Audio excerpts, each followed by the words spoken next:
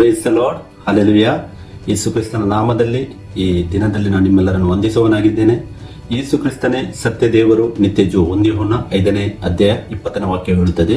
ಇವತ್ತು ನಾವು ಇನ್ನೊಂದು ಹೊಸ ವಿಷಯದೊಂದಿಗೆ ವಾಕ್ಯ ಭಾಗದಿಂದ ಧ್ಯಾನಿಸುವ ಎಫೆಸದವರಿಗೆ ಬರೆದ ಪತ್ರಿಕೆಯಲ್ಲಿ 4ನೇ ಅಧ್ಯಾಯ 11ನೇ ವಾಕ್ಯ 12ನೇ ವಾಕ್ಯದಲ್ಲಿ ದೇವರು ಪೌಲನ ಮುಖಾಂತರವಾಗಿ 5-fold ಮಿನಿಸ್ಟ್ರಿ ಅಂದರೆ 5 ವಿಧವಾದ ಸೇವೆಯನ್ನು ಸಭೆಯೊಳಗೆ ನಿಯೋಜಿಸಿದ್ದನ್ನು ನಮಗೆ ಓದಲಿಕ್ಕೆ ಸಿಗ್ತದೆ. ಸೊ ನಾವು ಅದನ್ನು ವಾಕ್ಯ ಭಾಗದಿಂದ ಇವತ್ತಿನ ದಿನದಲ್ಲಿ ಸ್ವಲ್ಪ ಧ್ಯಾನಿಸುವ. ವಾಕ್ಯ ಭಾಗವನ್ನು ಪ್ರಾರಂಭಿಸೋಕೆ ಮುಂಚೆ ನಾನೊಂದು ವಿಷಯವನ್ನು ಇಲ್ಲಿ ಹೇಳಲು ಬಯಸ್ತೇನೆ. ಈ ವಿಡಿಯೋ ಮಾಡುವಂತದ್ದು ನಮ್ಮ ಉದ್ದೇಶ ಯಾರನ್ನು ಕ್ರಿಟಿಸೈಸ್ ಮಾಡೋದು ಅಥವಾ ಬ್ಲೇಮ್ ಮಾಡುವಂತದ್ದಲ್ಲ.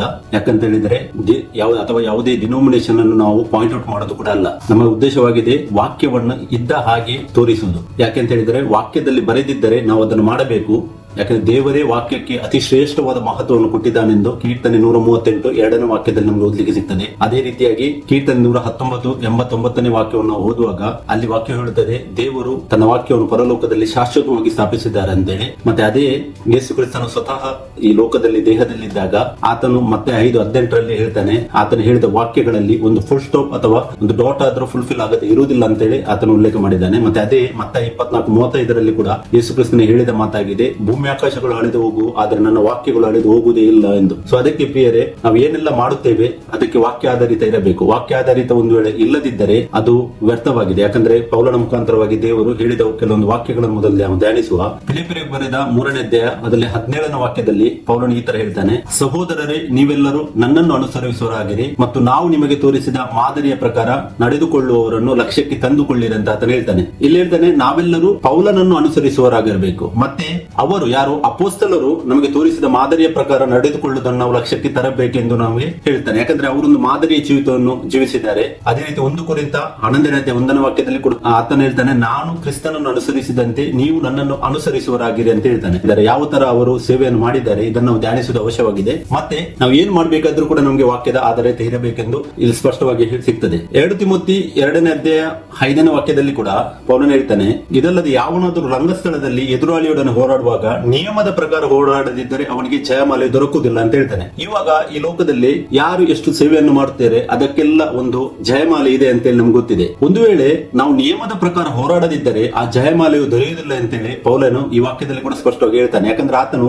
ದೇವರ ರಾಜ್ಯ ಅಂದ್ರೆ ಸಭೆಯನ್ನು ಒಂದು ರಂಗಸ್ಥಳಕ್ಕೆ ಇಲ್ಲಿ ಕಂಪೇರ್ ಮಾಡಿ ಆತನು ಮಾತಾಡ್ತಾ ಇದ್ದಾನೆ. ರಂಗಸ್ಥಳದಲ್ಲಿ ನಾವು ಹೋರಾಡುವಾಗ ಅಂದ್ರೆ ದೇವರ ರಾಜ್ಯದಲ್ಲಿ ನಾವು ಮುಂದುವರಿಯುವಾಗ ಎಲ್ಲದಕ್ಕೂ ವಾಕ್ಯ ಆಧಾರಿತ ನಮಗೆ ಸಿಗ್ತದೆ ಬೈಬಲ್ ಇಂದ. ಸೊ ಅದರ ಪ್ರಕಾರ ಇದ್ದರೆ ಮಾತ್ರ ಜಯಮಾಲೆ ದೊರಕುತ್ತದೆ ಅಂತ ಹೇಳ್ತದೆ. ಮತ್ತೆ ಅದೇ ಪೌಲನು 1 ಕೊರಿಂಥ 3:13-15 ಓದುವಾಗ ಅಲ್ಲಿ ಆತನು ಆ ಜಯಮಾಲೆಯು ಯಾವ ತರ ಸಿಗುತ್ತದೆ ಅಂತೇಳಿ ಎಕ್ಸ್ಪ್ಲೇನ್ ಮಾಡಿದ್ದಾನೆ. ನೋಡಿ, ಇಲ್ಲಿ ವಾಕ್ಯ ಈ ತರ ಹೇಳ್ತದೆ, ಕ್ರಿಸ್ತನು ಬರುವ ದಿನವು ಬೆಂಕಿಯೊಡನೆ ಉದಯವಾಗಿ ಆ ಕೆಲಸವನ್ನು ಸ್ಪಷ್ಟವಾಗಿ ತೋರಿಸುವುದು. ಅವನವನ ಕೆಲಸವೆಂತದು ಆ ಬೆಂಕಿ ಶೋಧಿಸುವುದು ಅಂತ ಹೇಳ್ತಾನೆ ಇವನು. ಅಂದ್ರೆ ಯೇಸು ಕ್ರಿಸ್ತನು ಪುನಃ 2ನೇ ಬಾರಿ ಕಾಣಿಸುವಾಗ ಆತನು ಬೆಂಕಿಯ ಸಮೇತವಾಗಿ ಉದಯವಾಗಿ ಆ ಕೆಲಸವನ್ನು ಅದು ನೋಡುವಂತದ್ದಾಗಿದೆ ಅಂತ ವಾಕ್ಯದಲ್ಲಿ ಹೇಳ್ತದೆ. ಅದೇ 14ನೇ ವಾಕ್ಯದಲ್ಲಿ, ಒಬ್ಬನು ಆ ಅಸ್ಥಿವಾರದ ಮೇಲೆ ಕಟ್ಟಿದ್ದು ಉಳಿದರೆ ಅವನಿಗೆ ಸಂಬಳವು ಬರುವುದು. ಅಸ್ಥಿವಾರದ ಮೇಲೆ ಕಟ್ಟುವುದು ಇಂಪಾರ್ಟೆಂಟ್ ಆಗಿದೆ. ಯಾಕಂದ್ರೆ ನಾವು 2 ತಿಮೋಥಿ 2:5 ನೋಡಿದೆವು, ನಿಯಮದ ಪ್ರಕಾರ ಹೋರಾಡದಿದ್ದರೆ ಜಯಮಾಲೆ ದೊರಕುವುದಿಲ್ಲ ಅಂತ ಹೇಳಿ ಆತನು ಹೇಳಿದ್ದಾನೆ. ಅದೇ ಪೌಲನು ಇಲ್ಲಿ 14ನೇ ವಾಕ್ಯದಲ್ಲಿ ಹೇಳ್ತಾನೆ, ಅಸ್ಥಿವಾರದ ಮೇಲೆ ಕಟ್ಟಿದ್ದರೆ ಮಾತ್ರ ಅದು ಅವನಿಗೆ ಸಂಬಳ ಬರುವುದಂತ ಹೇಳ್ತಾನೆ. ಅಸ್ಥಿವಾರದಲ್ಲಿ ಕಟ್ಟುವುದಂತ ಹೇಳಿದರೆ ದೇವರ ವಾಕ್ಯ ಆಧಾರಿತ. ನಮಗೆ ಅಸ್ಥಿವಾರ ಇರುವುದು ಸಭೆಯಲ್ಲಿ ಯಾವುದು? ದೇವರ ವಾಕ್ಯ ಮಾತ್ರ.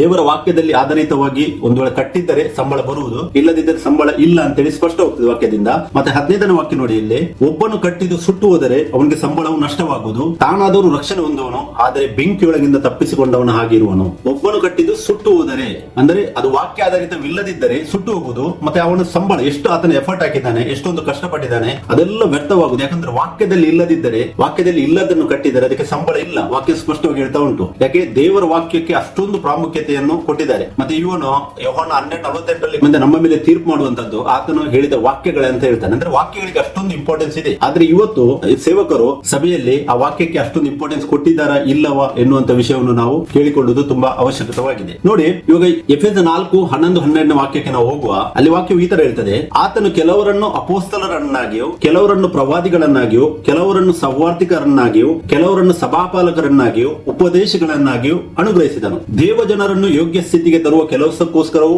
ಸಭೆಯ ಸೇವೆಗೋಸ್ಕರವೂ, ಕ್ರಿಸ್ತನ ದೇಹವು ಅಭಿವೃದ್ಧಿಯಾಗುವುದಕ್ಕೋಸ್ಕರವಾಗಿಯೂ ಆತನು ಅವರನ್ನು ಅನುಗ್ರಹಿಸಿದನು ಅಂತೇಳಿ ಇಲ್ಲಿ ವಾಕ್ಯ ಹೇಳ್ತದೆ. ಈ ವಾಕ್ಯದಿಂದ ನಾವು ಒಂದು ಅರ್ಥ ಮಾಡುವುದೇನೆ ಅಂತ ಹೇಳಿದ್ರೆ, ಏನು ಈ 5-fold ಮಿನಿಸ್ಟ್ರಿ ಸೇವೆ ಇದೆ, ಫಸ್ಟ್ ಆತನು ಅಂತ ಹೇಳ್ತಾರೆ. ಆತನೆಂದರೆ ಯಾರು? ಕ್ರಿಸ್ತನು. ಈ ಸೇವೆಯನ್ನು ಕೊಡುವತನ ಯಾರು? ಕ್ರಿಸ್ತನೇ. ಲೋಕದಲ್ಲಿ ಯಾವುದೇ ಇವಾಗ ಫಾರ್ ಎಕ್ಸಾಂಪಲ್ ಈಗಿನ ಟೈಮ್ ಅಲ್ಲಿ ನೋಡುವುದಾದ್ರೆ ಜನರೇಟ್ ಮಾಡ್ತಾರೆ, ಸೇವಕರಕ್ಕಿಂತ ಮುಂಚೆ ಹೋಗಿ ಒಂದು ಟ್ರೈನಿಂಗ್ ತಗೊಳ್ತಾರೆ, ಅಂದ್ರೆ ಒಂದು ಡಿನಾಮಿನೇಷನ್ ಅಂಡರ್ ಹೋಗಿ ಟ್ರೈನಿಂಗ್ ತಗೊಳ್ತಾರೆ 3 ವರ್ಷ ಅಥವಾ 5 ವರ್ಷ. ಮತ್ತೆ ತಮ್ಮನ್ನೇ ತಾವು ತಮ್ಮ ಹೆಸರಿನ ಮುಂದುಗಡೆ ಒಂದು ಟೈಟಲ್ ಹಾಕಿಬಿಟ್ಟು ಡಿಕ್ಲೇರ್ ಮಾಡ್ತಾರೆ, ಪ್ರವಾದಿಯನ್ನಾಗಿಯ, ಅಪೋಸ್ತಲರನ್ನಾಗಿಯ ಅಥವಾ ಪಾಸ್ಟರ್ ಅಂತ ಹೇಳಿ ಈ ತರದ ಟೈಟಲ್ ಹಾಕಿ ತಮ್ಮನ್ನು ತಾವೇ ಡಿಕ್ಲೇರ್ ಮಾಡ್ತಾರೆ. ಆದ್ರೆ ವಾಕ್ಯವು ಅದಕ್ಕೆ ಸಪೋರ್ಟ್ ಕೊಡ್ತಾ ಇಲ್ಲ. ವಾಕ್ಯ ಏನ್ ಹೇಳ್ತಾ ಇದೆ? ಕ್ರಿಸ್ತನೇ ಕೆಲವರನ್ನ ಅಪೋಸ್ತಲರನ್ನಾಗಿ ನೇಮಿಸ್ತಾನೆ. ಇನ್ನೊಂದು ವಿಷಯ ಧ್ಯಾನಿಸುವಂತದ್ದು ಏನಂತ ಹೇಳಿದರೆ, ನಮಗಿರುವಂತದ್ದು ಸಭೆ ಒಂದೇ ಸಭೆಯಾಗಿದೆ, ಅದು ಕ್ರಿಸ್ತನ ಸಭೆಯಾಗಿದೆ. ಕ್ರಿಸ್ತನ ಸಭೆ ಇವಾಗ ಯಾವುದೇ ಕಂಟ್ರಿಯಲ್ಲಿ, ಯಾವುದೇ ಪ್ಲೇಸ್ ಅಲ್ಲಿ, ಎಷ್ಟೇ ಬೇರೆ ಬೇರೆ ಜಾಗದಲ್ಲಿ ನಾವು ಒಂದು ಸೇರುವುದಾದರೆ ಕೂಡ ಅಲ್ಟಿಮೇಟ್ಲಿ ಅದೆಲ್ಲವೂ ಕ್ರಿಸ್ತನಲ್ಲಿ ಒಂದಾಗುವುದಂತೆ ವಾಕ್ಯ ಹೇಳುತ್ತದೆ. ನಾವು ಎಫೆಸದವರಿಗೆ ಬರೆದ ಪತ್ರಿಕೆ 2ನೇ ಅಧ್ಯಾಯದ 21-22 ವಾಕ್ಯವನ್ನು ನಾವು ಓದುವುದಾದರೆ ಅಲ್ಲಿ ವಾಕ್ಯ ಹೇಳ್ತದೆ,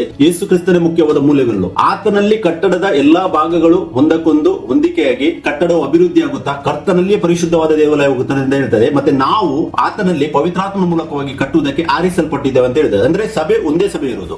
ಬಟ್ ಈಗ ಸಭೆಯ ಬಗ್ಗೆ ನಾನೊಂದು ವಿಡಿಯೋ ಮಾಡಿದ್ದೇನೆ ಆಲ್ರೆಡಿ, ಸಭೆ ಮತ್ತೆ ಆಲಯ, ಇದರ ಬಗ್ಗೆ ಒಂದು ವಿಡಿಯೋ ಮಾಡಿದ್ದೇನೆ. ನಾನು ಇಲ್ಲಿ ಬೇಕಾದ್ರೆ ನಿಮಗೆ ಸ್ಕ್ರೀನ್ ಅಲ್ಲಿ ಅದರ ಸ್ಕ್ರೀನ್ ಶಾಟ್ ಶೇರ್ ಮಾಡ್ತೇನೆ, ನಿಮಗೆ ನೋಡಬಹುದು. ಯಾಕಂದ್ರೆ ಸಭೆ ಮತ್ತು ಆಲಯಕ್ಕೆ ನ್ಯೂ ಟೆಸ್ಟ್ಮೆಂಟ್ ಅಲ್ಲಿ ತುಂಬಾ ವ್ಯತ್ಯಾಸ ಉಂಟು. ತುಂಬಾ ಜನರು ಆಲಯವನ್ನೇ ಸಭೆ ಅಂತ ಹೇಳ್ತಾರೆ. ಆಲಯ ಸಭೆ ಅಲ್ಲ, ಸಭೆ ಕ್ರಿಸ್ತನ ದೇಹವಾಗಿದೆ. ಎಫೆಸ 1:21-22 ನಮಗೆ ಒತ್ತಿಗೆ ಸಿಗಬಹುದು. ಸಭೆ ಎಂದರೆ ಕ್ರಿಸ್ತನ ದೇಹ. ಕ್ರಿಸ್ತನೆಂದರೆ ಯಾರು? ಪವಿತ್ರಾತ್ಮನು. ನಾವು ಪರಿಶುದ್ಧ ಆತ್ಮನ ಅಂತ ಹೇಳ್ತೇವೆ. ಆಲಯ ಸಭೆ ಅಂತ ಹೇಳಿದರೆ ಇವಾಗ ಅದೊಂದು ಆತ್ಮಿಕವಾದ ಸಂಗತಿಯಾಗಿದೆ. ಸಭೆಯನ್ನು ಯಾರು ತಮ್ಮ ಕಣ್ಣಲ್ಲಿ ನೋಡ್ಲಿಕ್ಕೆ ಆಗುದಿಲ್ಲ. ಸೊ ಇಲ್ಲಿ ಕ್ರಿಸ್ತನ ಸಭೆಯಲ್ಲಿ ಆತನ ಏನ್ ಮಾಡ್ತಾನೆ? ಆತನು ಕ್ರಿಸ್ತನೇ ಕೆಲವರನ್ನು ಅಪೊಸ್ತಲರನ್ನಾಗಿ ನೇಮಕ ಮಾಡುತ್ತಾನೆ ಅಂತ ಹೇಳ್ತಾರೆ, ವಾಕ್ಯ ಹೇಳ್ತದೆ. ಮತ್ತೆ ಕೆಲವರನ್ನು ಪ್ರವಾದಿಗಳನ್ನಾಗಿಯೂ ಸವಾರ್ಥಿಕರನ್ನಾಗಿಯೂ, ಇಲ್ಲಿ ಕೆಲವರು ಅಂತ ಹೇಳಿದ್ದಾರೆ. ಅಂದ್ರೆ ಆತನ ಸಭೆ ಇರುವುದು ಒಂದೇ, ಬಟ್ ಆ ಸಭೆಯಲ್ಲಿ ತುಂಬಾ ಜನ ಅಪೊಸ್ತಲರಿದ್ದಾರೆ, ತುಂಬಾ ಜನ ಪ್ರವಾದಿಗಳಿದ್ದಾರೆ, ತುಂಬಾ ಜನ ಸುವಾರ್ಥಿಕರಿದ್ದಾರೆ, ತುಂಬಾ ಜನ ಸಭಾಪಾಲಕರಿದ್ದಾರೆ, ಮತ್ತೆ ತುಂಬಾ ಜನ ಉಪದೇಶಿಗಳಾಗಿದ್ದಾರೆ. ಸೊ ಇವಾಗ ನಾವು ಇವತ್ತು ನೋಡುವ ಪಾಯಿಂಟ್ ಏನಾಗಿದೆ ಅಂತ ಹೇಳಿದರೆ, ಈಗಿನ ಸೇವೆ ಏನು ಈ ಲೋಕದಲ್ಲಿ ನಡೀತಾ ಇದೆ ಇವಾಗ ಕರೆಂಟ್ ಡೇಸ್ ಈ ಸಿಚುವೇಶನ್ ಅಲ್ಲಿ. ಯಾಕಂದ್ರೆ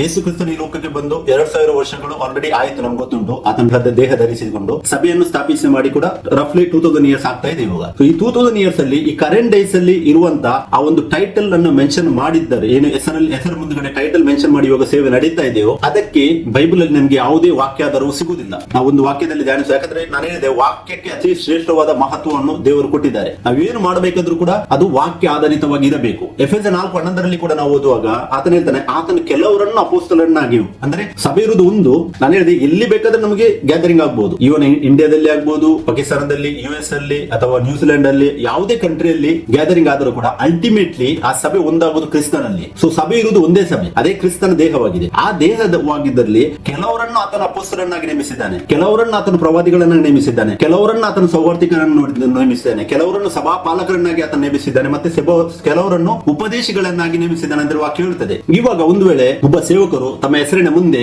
ಸೋ ಅಂಡ್ ಸೋ ಅಂದ್ರೆ ಒಂದು ಟೈಟಲ್, ಅಪೋಸ್ತಲನಾದ ಸೋ ಅಂಡ್ ಸೋ ಮತ್ತೆ ಪ್ರವಾದಿ ಸೋ ಅಂಡ್ ಸೋ ಅಂತೇಳಿ ಹೆಸರು ಕೊಟ್ರೆ ಅದೇನಾಗ್ತದೆ, ಅದು ನಮ್ಗೆ ಡೈರೆಕ್ಟ್ ಆಗಿ ಈ ಮೋಶೆಯ ಧರ್ಮಶಾಸ್ತ್ರಕ್ಕೆ ತೆಗೆದುಕೊಂಡು ಹೋಗ್ತದೆ ನಮ್ಮನ್ನು. ಯಾಕಂದ್ರೆ ಓಲ್ಡ್ ಟೆಸ್ಟ್ಮೆಂಟ್ ಅಲ್ಲಿ ನಾವು ಬೈಬಲ್ ಓದುವಾಗ ನಮ್ಗೆ ಹೆಡ್ಡಿಂಗ್ ಸಿಗ್ತದೆ ಏನಂತೇಳಿ, ಪ್ರವಾದಿಯಾದ ಯೆರೆಮೀಯನ ಗ್ರಂಥ, ಪ್ರವಾದಿಯಾದ ಯೆಶಾಯನ ಗ್ರಂಥ, ಪ್ರವಾದಿಯಾದ ಮತ್ತೆ ಯಾರು ಸಮುವೇಲನ ಗ್ರಂಥ, ಪ್ರವಾದಿಯಾದ ಯೆಹೆಜ್ಕೇಲನ ಗ್ರಂಥ, ಈ ತರ ಅಂದ್ರೆ ಪ್ರವಾದಿ ಎಂಬಂತ ಟೈಟಲ್ ಓಲ್ಡ್ ಟೆಸ್ಟ್ಮೆಂಟ್ ಅಲ್ಲಿ ಮೋಶೆಯ ಧರ್ಮಶಾಸ್ತ್ರದ ಕೆಳಗೆ ಜನರಿಗೆ ಸಿಗ್ತಾ ಇತ್ತು. ಯಾಕಂತ ಹೇಳಿದ್ರೆ ಆ ಟೈಮ್ ಅಲ್ಲಿ ದೇವರು ಯಾರ ಒಳಗೆ ಇಳಿದು ಬರ್ತಾ ಇರಲಿಲ್ಲ. ಆ ಟೈಮ್ ಅಲ್ಲಿ ದೇವರು ಏನ್ ಮಾಡಿದನು, ದೇವರು ಸಪರೇಟ್ ಆಗಿ ಒಂದು ಹೊರಗೆ ಆತನ ಒಬ್ಬ ವ್ಯಕ್ತಿಯನ್ನು ದೇವರು ಆರಿಸಿ ಆತನ ಮೇಲೆ ಇಳಿದು ಬಂದು ಆತನ ಮುಖಾಂತರವಾಗಿ ಕಾರ್ಯವನ್ನು ನಡೆಸ್ತಾ ಇದ್ದಾನೆ. ಫಾರ್ ಎಕ್ಸಾಂಪಲ್ ಅದೆಲ್ಲ ಇಸ್ರೇಲ್ ಒಂದು ದೇಶವನ್ನು ದೇವರು ಏನು ರಾಜ್ಯವನ್ನು ಆತನು ಆರಿಸಿದನೋ ಅಬ್ರಾಹ್ಮನ ಮುಖಾಂತರವಾಗಿ. ಸೊ ಆ ಹಿಂಡನ್ನು ನಡೆಸುವುದಕ್ಕಾಗಿ ಒಬ್ಬನನ್ನು ದೇವರು ಆ ಟೈಮ್ ಅಲ್ಲಿ ಪ್ರವಾದಿಯನ್ನಾಗಿಯೋ ಅಥವಾ ಯಾಜಕನನ್ನಾಗಿಯೋ ಆತನು ಅಪಾಯಿಂಟ್ ಮಾಡ್ತಾ ಇದ್ದನು. ಆದ್ರೆ ಹೊಸ ಒಡಂಬಡಿಕೆಯಲ್ಲಿ ನಮ್ಗೆ ವಾಕ್ಯ ಭಾಗದಿಂದ ಸ್ಪಷ್ಟವಾಗಿ ಗೊತ್ತುಂಟು, ಇವಾಗ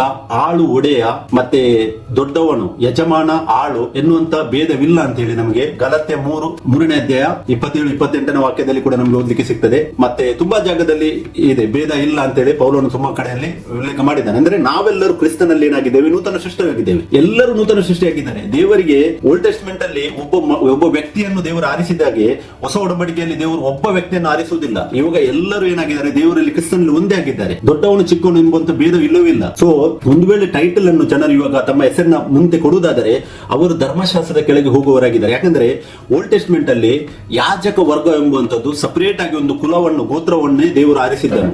ನಾವು ಯಾಕೋಬನ ಅಂದ್ರೆ ಇಸ್ರಾಯೇಲನ 12 ಮಕ್ಕಳಲ್ಲಿ ಒಂದು ಕುಲವನ್ನು, ಲೇವಿಯ ಕುಲವನ್ನು ಆತ ಆತನು ಯಾಜಕನನ್ನಾಗಿ ಆರಿಸುವುದನ್ನು ನಮಗೆ ವಾಕ್ಯದಲ್ಲಿ ನೋಡ್ಲಿಕ್ಕೆ ಸಿಗ್ತದೆ. ಮತ್ತೆ ಆ ಟೈಮಲ್ಲಿ ದೇವರ ಸೇವೆ ಮಾಡಬೇಕಾದ್ರೆ ಆ ಒಂದು ಕುಲದವರು ಮಾತ್ರ ಸೇವೆ ಮಾಡೋದಕ್ಕೆ ಅಧಿಕಾರವಿತ್ತು. ಬೇರೆ ಯಾರು ಮುಟ್ಟುವಾಗಿ ಕೂಡ ಇರಲಿಲ್ಲ. ದೇವರ ಮಂಜೂಷವನ್ನು ಮುಟ್ಟುವಾಗಿ ಇರಲಿಲ್ಲ. ದೇವರ ಆ ಒಂದು ಬಲಿ ಅರ್ಪಣೆ ಮಾಡುವಂತದ್ದು ಯಾರು ಬೇರೆ ಯಾರಿಗೂ ಪರ್ಮಿಷನ್ ಇರಲಿಲ್ಲ. ಯಾಕಂದ್ರೆ ಯಾಚಕ ಅಂತ ಹೇಳುವಂತದ್ದು ಒಂದು ಸಪರೇಟ್ ಒಂದು ಗೋತ್ರವೇ, ಒಂದು ಕುಲವನ್ನೇ ದೇವರು ಇಟ್ಟಿದ್ದರು.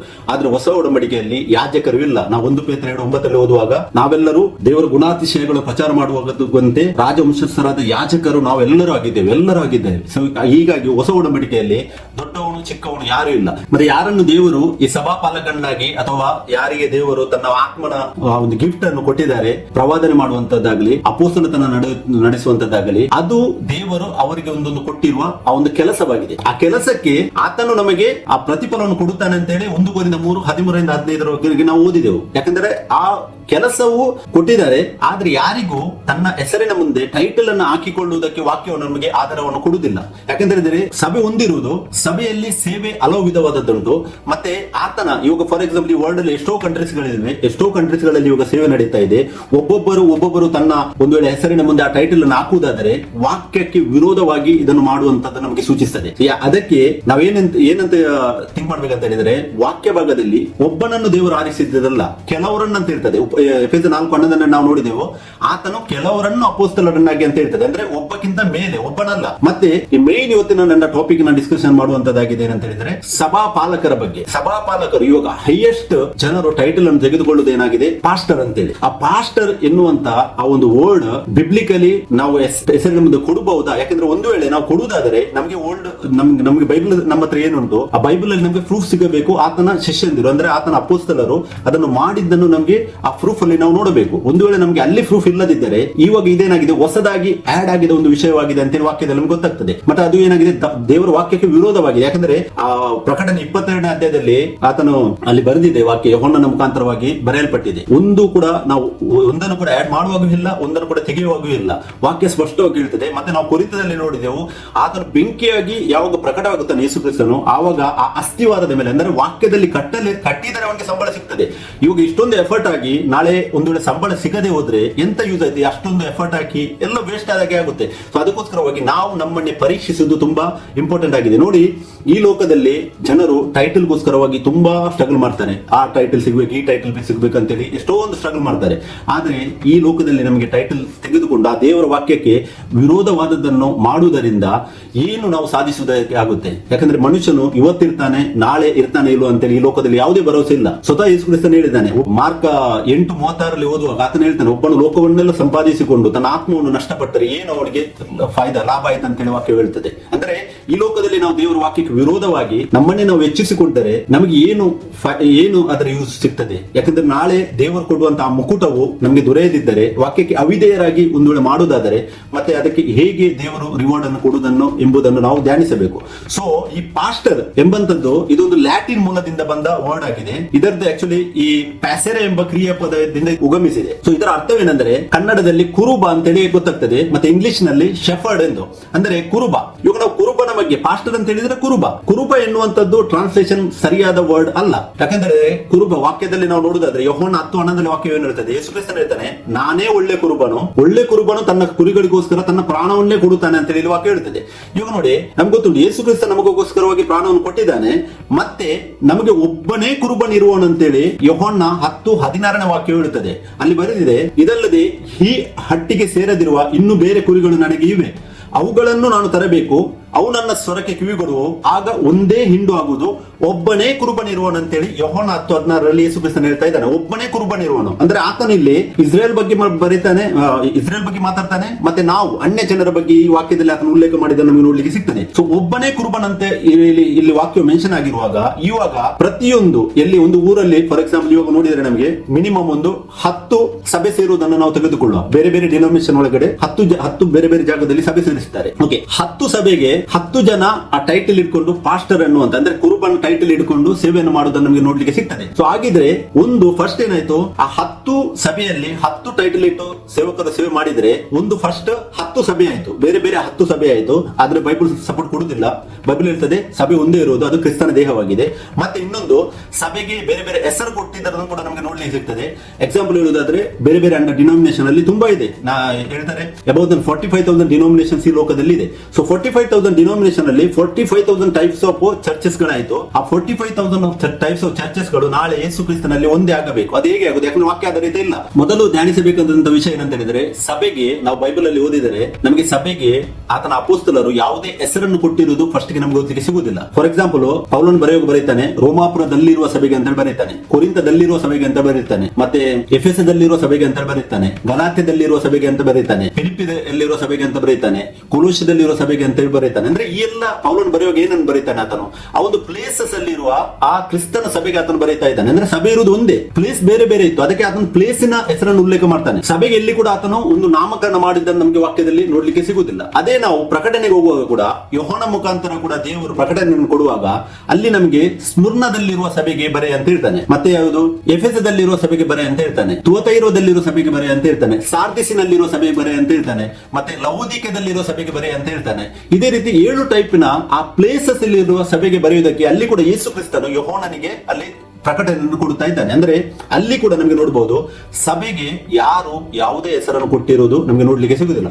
ಫಸ್ಟ್ ಆಫ್ ಆಲ್ ಈ ಸಭೆ ಎನ್ನುವಂಥದ್ದು ಇವಾಗ ಏನು ಕಟ್ಟಿದ್ದಾರೆ ಅದು ವಾಕ್ಯ ಆಧಾರಿತ ಇಲ್ಲ. ಯಾಕೆ?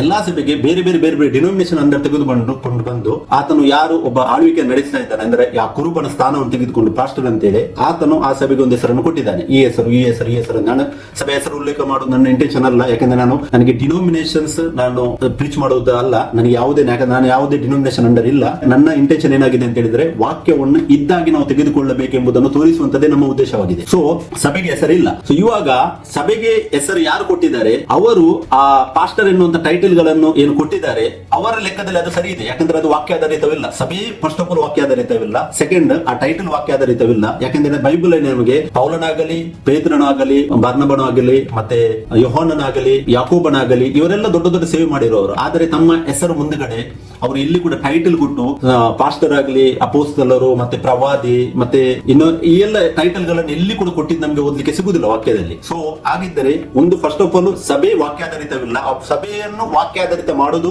ವೆರಿ ಇಂಪಾರ್ಟೆಂಟ್ ಆಗಿದೆ. ಸೊ ಸೆಕೆಂಡ್ ಈ ಟೈಟಲ್ ಗಳನ್ನು ಏನು ಹೊಂದಿದ್ದಾರೆ ಅದು ಕೂಡ ವಾಕ್ಯಾಧಾರಿತ ಇಲ್ಲ. ನಾವು ವಾಕ್ಯದಲ್ಲಿ ಮುಂದೆ ಧ್ಯಾನಿಸುವ, ಯಾಕಂದ್ರೆ ಯೋಹಾನ 10:11 ನಾನು ಹೇಳಿದೆ, ಯೇಸು ಕ್ರಿಸ್ತನು ಹೇಳ್ತಾನೆ ನಾನೇ ಒಳ್ಳೆ ಕುರುಬನು, ಆತನು ಒಬ್ಬನೇ ಕುರುಬನ ಇರೋದು.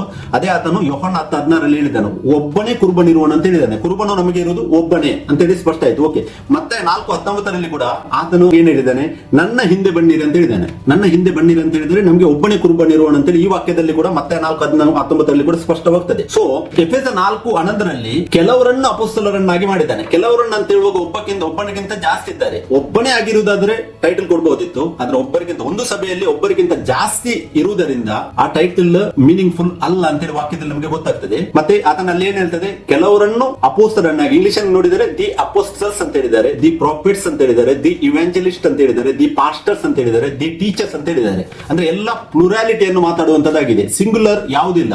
ಸಿಂಗುಲಾರಿಟಿ ಇದ್ರೆ ನಮಗೆ ತಗೊಳ್ಬಹುದು. ನೋಡಿ, ನಾನೊಂದು ಈ ಒಂದು ಸ್ಟಡಿ, ಯಾಕಂದ್ರೆ ನ್ಯೂ ಟೆಸ್ಟ್ಮೆಂಟ್ ಗ್ರೀಕ್ ಅಲ್ಲಿ ಬರೆದಿದ್ದಾಗಿದೆ. ಈ ಗ್ರೀಕ್ ಇದ ಟ್ರಾನ್ಸ್ಲೇಷನ್ ಅನ್ನೇ ನಾನೊಂದು ರೆಕಾರ್ಡ್ ಮಾಡಿ ನಿಮಗೆ ತೋರಿಸ್ತಾ ಇದ್ದೇನೆ. ಯಾಕಂದ್ರೆ ನಿಮಗೆ ಯಾರಿಗೆ ಸತ್ಯವನ್ನು ಹುಡುಕುವ ಅವಶ್ಯಕತೆ ಇದೆ, ಯಾರು ಸತ್ಯಕ್ಕಾಗಿ ಹುಡುಕ್ತಾರೆ ಅವರಿಗೆ ಸತ್ಯವು ಸಿಗುವುದು, ಮತ್ತೆ ಸತ್ಯವು ಬಿಡುಗಡೆ ಮಾಡುವುದು ಅಂತೇಳಿ ಯೋಹಾನ 8:31-32 ವಾಕ್ಯವಿದೆ. ಸೊ ಇಲ್ಲಿ ನಾವು ಧ್ಯಾನಿಸುವ ಯೋಹಾನ 10:11 ವಾಕ್ಯ ಹೇಳ್ತದೆ, I am the good shepherd ಅಂತೇಳಿ ಯೇಸು ಕ್ರಿಸ್ತನು ಹೇಳಿದ್ದಾನೆ ಇಂಗ್ಲಿಷ್ ಅಲ್ಲಿ. ಅದೇ ಈ ಗ್ರೀಕ್ ಅಲ್ಲಿ ಇಗೋ ಎಮಿ ಹೋ ಪೊಯ್ಮೆನ್ ಹೋ ಕಲೋಸ್ ಅಂತ ಇದೆ. ಅಂದ್ರೆ ಏನಂತಂದ್ರೆ ಇಗೋ ಎಮ್ಮಿ ಅಂತ ಹೇಳಿದ್ರೆ ಐ ಆಮ್ ಒಬ್ಬನು, ನಾನೊಬ್ಬನೇ ಏನಾಗಿದ್ದೇನೆ, ಶೆಫರ್ಡ್ ಆಗಿದ್ದೇನೆ, ನಾನೊಬ್ಬನೇ ಪಾಸ್ಟರ್ ಆಗಿದ್ದೇನೆ ಅಂತೇಳಿ ಯೇಸು ಕ್ರಿಸ್ತನಲ್ಲಿ ಉಲ್ಲೇಖ ಮಾಡ್ತಾ ಇದ್ದಾನೆ. ಶೆಫರ್ಡ್ ಪಾಸ್ಟರ್ ಇದು ಮೀನಿಂಗ್ ಇಂಗ್ಲಿಷ್ ಅಲ್ಲಿ ಟ್ರಾನ್ಸ್ಲೇಟ್ ಮಾಡುವಾಗ ಶೆಫರ್ಡ್ ಅಂತ ಆಗ್ತದೆ. ಈ 5-fold ಮಿನಿಸ್ಟ್ರಿ ಅಲ್ಲಿ ಸಭಾಪಾಲಕ ಅಂತೇಳಿ ಕನ್ನಡದಲ್ಲಿ ಉಲ್ಲೇಖವಾಗಿದೆ.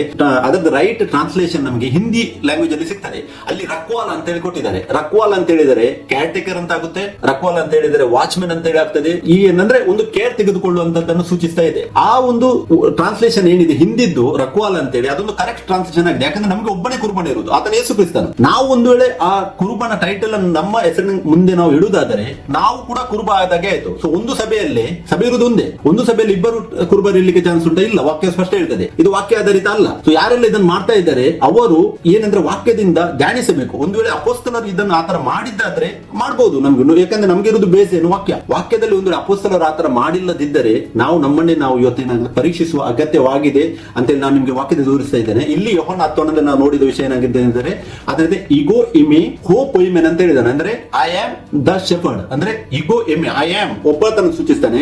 ಅದೇ ನಾವು ಎಫೆಸರ್ 4:11 ಓದುವಾಗ ಅಲ್ಲಿ ವಾಕ್ಯ ಈ ತರ ಹೇಳುದಿಲ್ಲ, ಅಲ್ಲಿ ವಾಕ್ಯ ತೋರಿಸ್ತದೆ ಪೊಯ್ ಮೆನಸ್ ಅಂತ ಹೇಳ್ತದೆ. ನೋಡಿ ಯೋಹಾನ 10 ಪೊಯ್ ಮೆನ್ ಒಬ್ಬಾತನನ್ನು ಸೂಚಿಸಿದೆ. ಇಲ್ಲಿ ಎಫೆಸರ್ 4:11 ಅಲ್ಲಿ ಪೊಯ್ ಮೆನಸ್ ಅಂತ ಸೂಚಿಸಿದೆ, ಅಂದ್ರೆ ಪ್ಲುರಾಲಿಟಿ ತುಂಬಾ ಜನರನ್ನು ಸೂಚಿಸ್ತಾ ಇದೆ.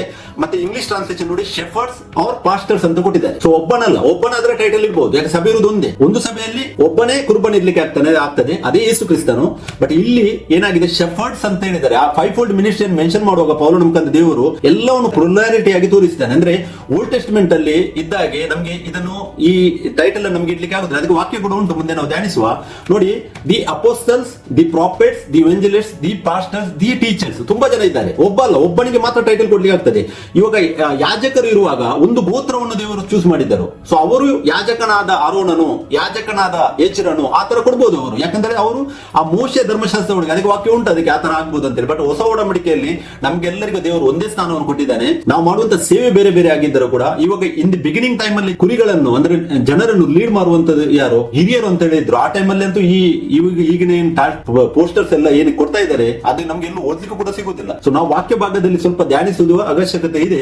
ಯೋಹಾನ 10:11 ಮತ್ತೆ ಎಫೆಸರ್ 4:11 ನಾವು ಡಿಫರೆನ್ಸ್ ನೋಡಬಹುದು. ಪೊಯ್ಮೆನ್ ಮತ್ತು ಪೊಯ್ಮೆನಸ್ ಅಂದ್ರೆ ಒಬ್ಬನೇ ಕುರುಬನ್ ಇರುವನು, ಬಟ್ ನಮ್ಗೆ ಏನಿದೆ ನಾವು ಕಾಯುವವರು, ಕುರಿ ಆತನ ಮಂದೆಯನ್ನು ಕಾಯುವವರು ಅಂತೇಳಿ ವಾಕ್ಯ ಹೇಳುತ್ತದೆ. ಆ ಮಂದೆಯನ್ನು ಕಾಯುವಾಗ ನಾವು ಒಬ್ಬರಿಗಿಂತ ಹೆಚ್ಚಿದ್ದಾರೆ ಸಭೆಯಲ್ಲಿ ಅಂತ ಹೇಳುವಾಗ ಒಬ್ಬನು ಆ ಪ್ರತಿಯೊಬ್ಬನು ಒಂದೊಂದು ಗ್ರೂಪ್ ಮಾಡಿ ಅಲ್ಲಿ ಎಲ್ಲ ಓಪನ್ ಮಾಡಿ ಅದಕ್ಕೆ ಟೈಟಲ್ ಕೊಡುವುದು ಅದು ವಾಕ್ಯಾಧಾರಿತ ಅಲ್ಲ ಅಂತೇಳಿ ನಮಗೆ ವಾಕ್ಯದಿಂದ ಗೊತ್ತಾಗ್ತದೆ. ನೋಡಿ, ಸಭೆ ಮತ್ತು ಆಲಯ ಅಂದ್ರೆ ದೇವಾಲಯ. ಹೊಸ ಒಡಂಬಡಿಕೆಯಲ್ಲಿ ನಾವು ಧ್ಯಾನಿಸುವ ವಿಷಯ ಅಂತ ಏನಾಗಿದೆ ಅಂದ್ರೆ ನಮಗೆ ದೇವಾಲಯ ಇಲ್ಲ, ಆಲಯ ಎಂಬುದು ಹೊಸ ಒಡಂಬಡಿಕೆಯಲ್ಲಿ ಇಲ್ಲ. ಯಾಕೆಂದ್ರೆ ಯಾವಾಗ ಯೇಸು ಕ್ರಿಸ್ತನ ಕ್ರೂಜೆಯಲ್ಲಿ ತನ್ನ ಪ್ರಾಣವನ್ನು ಬಿಡುತ್ತಾನೋ ಆವಾಗ ಆ ಆಲಯದ ಪರದೆ ಏನುಂಟು ಅಂದ್ರೆ ಅತಿ ಪರಿಶುದ್ಧ ಸ್ಥಾನ ಮತ್ತೆ ಪರಿಶುದ್ಧ ಸ್ಥಾನದ ಮಧ್ಯದಲ್ಲಿ ಇದ್ದಂತಹ ಪರದೆಯನ್ನು ನಾವು ಮತ್ತೆ 27:51 ಓದುವಾಗ ಅಲ್ಲಿ 2 ಭಾಗವಾಗಿ, ಅದು ಕೂಡ ಮೇಲಿನಿಂದ ಕೆಳಗೆ 2 ಭಾಗವಾಗಿದೆ ಅಂತ ವಾಕ್ಯ ಹೇಳುತ್ತದೆ. ಕೆಳಗಿನಿಂದ ಯಾರು ಅರ್ಧದಲ್ಲ, ಮೇಲಿನಿಂದ ಭಾಗವಾಗಿದೆ ಅಂತ ಹೇಳಿದ್ರೆ ಅದು ದೇವರ ಕಾರ್ಯ, ದೇವರೇ ಅದನ್ನು ತೆಗೆದಿದ್ದಾನೆ. ಅಂದ್ರೆ ಮೊದಲು ದೇವರು ನಮ್ಮ ಒಳಗೆ ಬಂದು ವಾಸ ಮಾಡ್ತಾ ಇರ್ಲಿಲ್ಲ, ಬಟ್ ಇವಾಗ ಹೊಸ ಒಡಂಬಡಿಕೆಯಲ್ಲಿ ಆತ ನಮ್ಮ ಒಳಗೆ ಬಂದು ವಾಸ ಮಾಡ್ತಾನೆ. ಈ ವಿಷಯವನ್ನು ನಾವು ಎಲ್ಲ ಬಲ್ಲವರಾಗಿದ್ದೇವೆ. ಸೊ ಅದು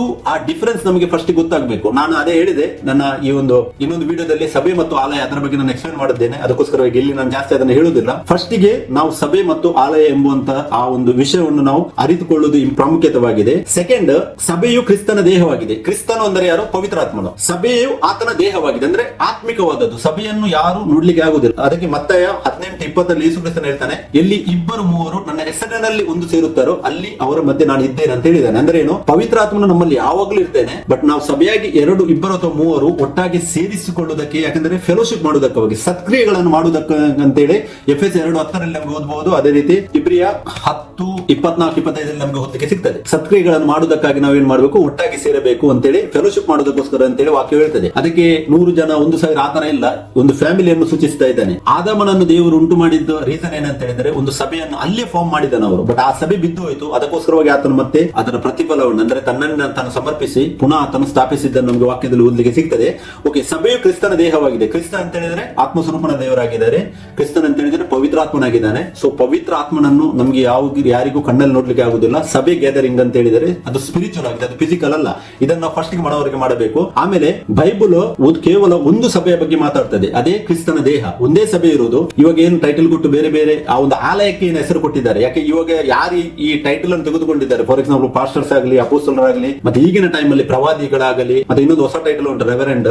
ಈ ಎಲ್ಲ ಟೈಟಲ್ ಅನ್ನು ತೆಗೆದುಕೊಂಡು ಯಾರು ಸೇವೆಯನ್ನು ಮಾಡ್ತಾ ಇದ್ದಾರೆ ಅವರು ಸಭೆಯ ಸೇವೆಯನ್ನು ಮಾಡ್ತಾ ಇಲ್ಲ. ಸ್ಪಷ್ಟ ಒಂದು ವಾಕ್ಯ, ಅವರು ಆಲಯವನ್ನು ನಡೆಸ್ತಾ ಇದ್ದಾರೆ. ಅಂದ್ರೆ ಆ ಓಲ್ಡ್ ಟೆಸ್ಟ್ಮೆಂಟ್ ಮೋಶೆ ಟೈಮ್ ಅಲ್ಲಿ ಇದ್ದ ಆಲಯ ಯಾಜಕರ ಸೇವೆಯನ್ನು ಏನು ಮಾಡ್ತಾ ಇದ್ರು, ಅದೇ ಇವಾಗ ಹೊಸ ಒಡಂಬಡಿಕೆಯಲ್ಲಿ ಈ ಪಾಸ್ಟರ್ಸ್ ಎಲ್ಲ ಯಾರ್ಯಾರು ಟೈಟಲ್ ಅನ್ನು ಇಟ್ಟುಕೊಂಡಿದ್ದಾರೆ ಅವರು ಅದೇ ಸೇವೆಯನ್ನು ಮಾಡುವುದನ್ನು ನಮಗೆ ನೋಡ್ಲಿಕ್ಕೆ ಸಿಗ್ತದೆ. ಬಟ್ ಇದು ವಾಕ್ಯಾಧಾರಿತ ಅಲ್ಲ. ನನ್ನ ಇಂಟೆನ್ಷನ್ ಇಷ್ಟೇ ಆಗಿ ತೋರಿಸುವಂತದ್ದು, ಏನು ಮಾಡ್ತಾ ಇದ್ದಾರೆ ಅದು ವಾಕ್ಯಾಧಾರಿತ ಅಲ್ಲ. ಯೇಸು ಕ್ರಿಸ್ತನು ಸ್ವತಃ ನೇಮಕ ಮಾಡುತ್ತಿದ್ದಾನೆ. ಅಂದ್ರೆ 4ನೇ ಪಾಯಿಂಟ್, ಸಭೆಗೆ ಯೇಸು ಕ್ರಿಸ್ತನು ಸ್ವತಃ ಅಪೊಸ್ತಲರನ್ನು ಮತ್ತೆ ಪ್ರವಾದಿಗಳನ್ನು, ಸುವಾರ್ತಿಕರನ್ನು ಮತ್ತೆ ಈ ಎಲ್ಲ ಸೇವೆಗಳನ್ನು, ಸಭಾಪಾಲಕರನ್ನು, ಉಪದೇಶಕರನ್ನು ಯೇಸು ಕ್ರಿಸ್ತನು ಸ್ವತಃ ಸ್ಥಾಪಿಸ್ತಾ ಇದ್ದಾನೆ ಅಂತೇಳಿ ನಮಗೆ ವಾಕ್ಯ ಭಾಗವನ್ನು ನೋಡುವುದಾದ್ರೆ ಯೆರೆಮೀಯ 3:15 ನಾವು ಓದಬಹುದು. ಅಪೊಸ್ತಲ ಕೃತ್ಯ 20:28 ನಮಗೆ ಓದಲಿಕ್ಕೆ ಸಿಗ್ತದೆ. ಇನ್ನು ತುಂಬಾ ವಾಕ್ಯಗಳು ಉಂಟು. ಪವಿತ್ರಾತ್ಮನೇ ನಿಯುಕ್ತ ಮಾಡ್ತಾ ಇದ್ದಾನೆ ಆ ಟೈಮಲ್ಲಿ ಅಂತ ನಮ್ಗೆ ಓದಿಗೆ ಸಿಗ್ತದೆ. ಮತ್ತೆ ಅಪೊಸ್ತಲರ 14:23 ಕೂಡ ವಾಕ್ಯ ಸಿಗ್ತದೆ. ಸೊ ಮತ್ತೆ 5ನೇ ಪಾಯಿಂಟ್ ಏನಾಗಿದೆ ಅಂತ ಹೇಳಿದ್ರೆ, ಮನುಷ್ಯನಿಗೆ ಈ ಟೈಟಲ್ ಅಥವಾ ಶೀರ್ಷಿಕೆ ಇಡಲು ಯೇಸು ಕ್ರಿಸ್ತನು ಒಬ್ಬ ಸಭಾಪಾಲಕನನ್ನು ಆರಿಸಿದ್ದಲ್ಲ. ಇದನ್ನು ಸರಿಯಾಗಿ ನಾವು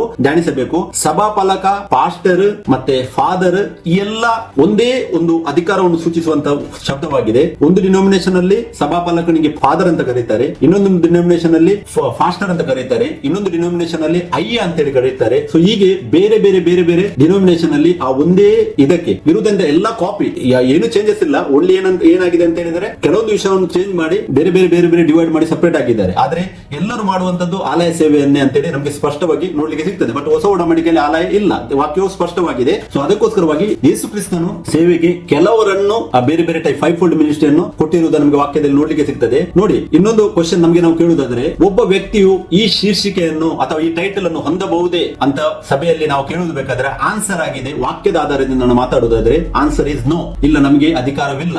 ಯಾಕೆಂತ ಹೇಳಿದ್ರೆ ಯೇಸು ಕ್ರಿಸ್ತನು ಒಬ್ಬ ಸೇವಕನನ್ನು ಆರಿಸಿದ್ದಲ್ಲ, ಕೆಲವರನ್ನು ಆತನು ಆರಿಸಿದ್ದಾನೆ. ಅಂದ್ರೆ ಎಲ್ಲ ಈ ಕಂಟ್ರಿಯಲ್ಲಿ ಅಂದ್ರೆ ಈ ವರ್ಲ್ಡ್ ಅಲ್ಲಿ ಎಷ್ಟೋ ಒಂದು ಜಾಗದಲ್ಲಿ ಬೇರೆ ಬೇರೆ ಬೇರೆ ಬೇರೆ ಕಡೆಯಲ್ಲಿ ಗ್ಯಾದರಿಂಗ್ ಆದರೂ ಕೂಡ ಅಲ್ಲೆಲ್ಲಿ ಒಂದು ಮಿನಿಮಮ್ 2 ಎಲ್ಡರ್ಸ್ ಅನ್ನು ಆತನು ಆ ಬಿಗಿನಿಂಗ್ ಟೈಮ್ ಚರ್ಚ್ ಏನಿದೆ ನಮ್ಗೆ ಓದಲಿಕ್ಕೆ ಸಿಗ್ತದೆ. ಆ ಟೈಮ್ ಅಲ್ಲಿ ಒಂದು ಜಾಗದಲ್ಲಿ ಅವರು ಒಂದುಗೂಡುವಾಗ ಅಲ್ಲಿ ಮಿನಿಮಮ್ 2 ಎಲ್ಡರ್ ಬಗ್ಗೆ ನಮಗೆ ಬೈಬಲ್ ತೋರಿಸದೆ.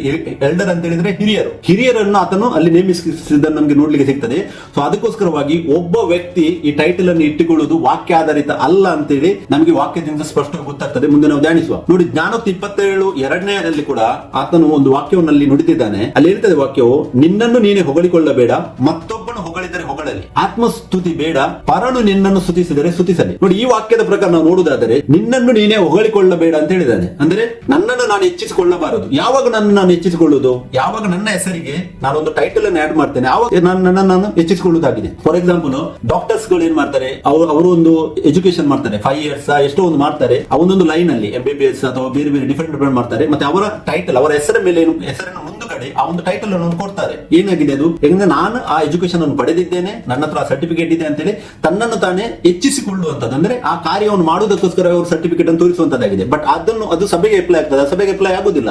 ಯಾಕೆಂದ್ರೆ ಸಭೆಯನ್ನು ನಿಯುಕ್ತಿ ಮಾಡುವತನು ಪವಿತ್ರಾತ್ಮನು, ಸೇವೆಯನ್ನು ನಿಯುಕ್ತಿ ಮಾಡುವತನು ಯಾರು? ಪವಿತ್ರಾತ್ಮನು. ಆ ಬೇರೆ ಬೇರೆ ಸೇವೆಯನ್ನು ಆತನೇ ಕೊಡುವಾತನಾಗಿದ್ದಾನೆ. ಸೊ ಸೇವೆ ಬರುವುದೇ ದೇವರಿಂದ. ನಾವು ಹೋಗಿ 3 ವರ್ಷ ಅಥವಾ 5 ವರ್ಷ ಎಜುಕೇಶನ್ ಪಡೆದ ಕೂಡಲೇ ನಾವೇನ್ ಟೈಟಲ್ ಆಗ್ತಾ ಇದೆ, ಅದು ದೇವರ ಚಿತ್ತವಲ್ಲ. ಯಾಕೆ? ಇನ್ ದಿ ಬಿಗಿನಿಂಗ್ ಟೈಮ್ ಅಲ್ಲಿ ಪವಿತ್ರಾತ್ಮನೇ ಸ್ವತಃ ಈ ಸೇವಕರನ್ನು ಆತನಿಗೆ ಬೇರೆ ಬೇರೆ ಸೇವೆ ನಿಯುಕ್ತಿ ಮಾಡಿ ಕೊಡುವುದನ್ನು ನಮಗೆ ವಾಕ್ಯದಲ್ಲಿ ಓದಲಿಕ್ಕೆ ಸಿಗ್ತದೆ. ಸೊ ಅದಕ್ಕೆ ಜ್ಞಾನೋಕ್ತಿ 27:2 ಕೂಡ ನಿನ್ನನ್ನು ನೀನೇ ಹೊಗಳಿಕೊಳ್ಳಬೇಡ ಅಂತ ವಾಕ್ಯ ಹೇಳುತ್ತದೆ. ಮತ್ತೊಬ್ಬನು ಹೊಗಳಿದರೆ ಹೊಗಳಲಿ.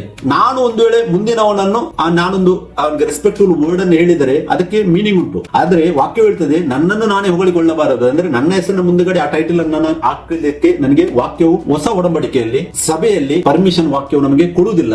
ಆತ್ಮಸ್ತುತಿ ಬೇಡ. ಯಾರು ಟೈಟಲ್ ಅನ್ನು ಕೊಡ್ತಾರೆ ಅವರು ತನ್ನನ್ನೇ ತಾನು ಹೆಚ್ಚಿಸಿಕೊಳ್ಳುವವರಾಗಿದ್ದಾರೆ. ಅಂದ್ರೆ ತನ್ನ ಆತ್ಮನನ್ನು ಅವರು ಸ್ತುತಿಸುವವರಾಗಿದ್ದಾರೆ. ನಾನು ಇಂಥವನಾಗಿದ್ದೇನೆ ಅಂತೇಳಿ ತಮ್ಮನ್ನು ತಾನು ಹೆಚ್ಚಿಸಿಕೊಳ್ಳುವವರಾಗಿದ್ದಾರೆ. ಸೊ ಅದಕ್ಕೆ ಸರಿಯಾಗಿ ನೀವು ಧ್ಯಾನಿಸಿ, ಆತ್ಮಸ್ತುತಿ ಕೊಡಬೇಡಿ, ಅದರಿಂದ ಹೊರಗೆ ಬನ್ನಿ.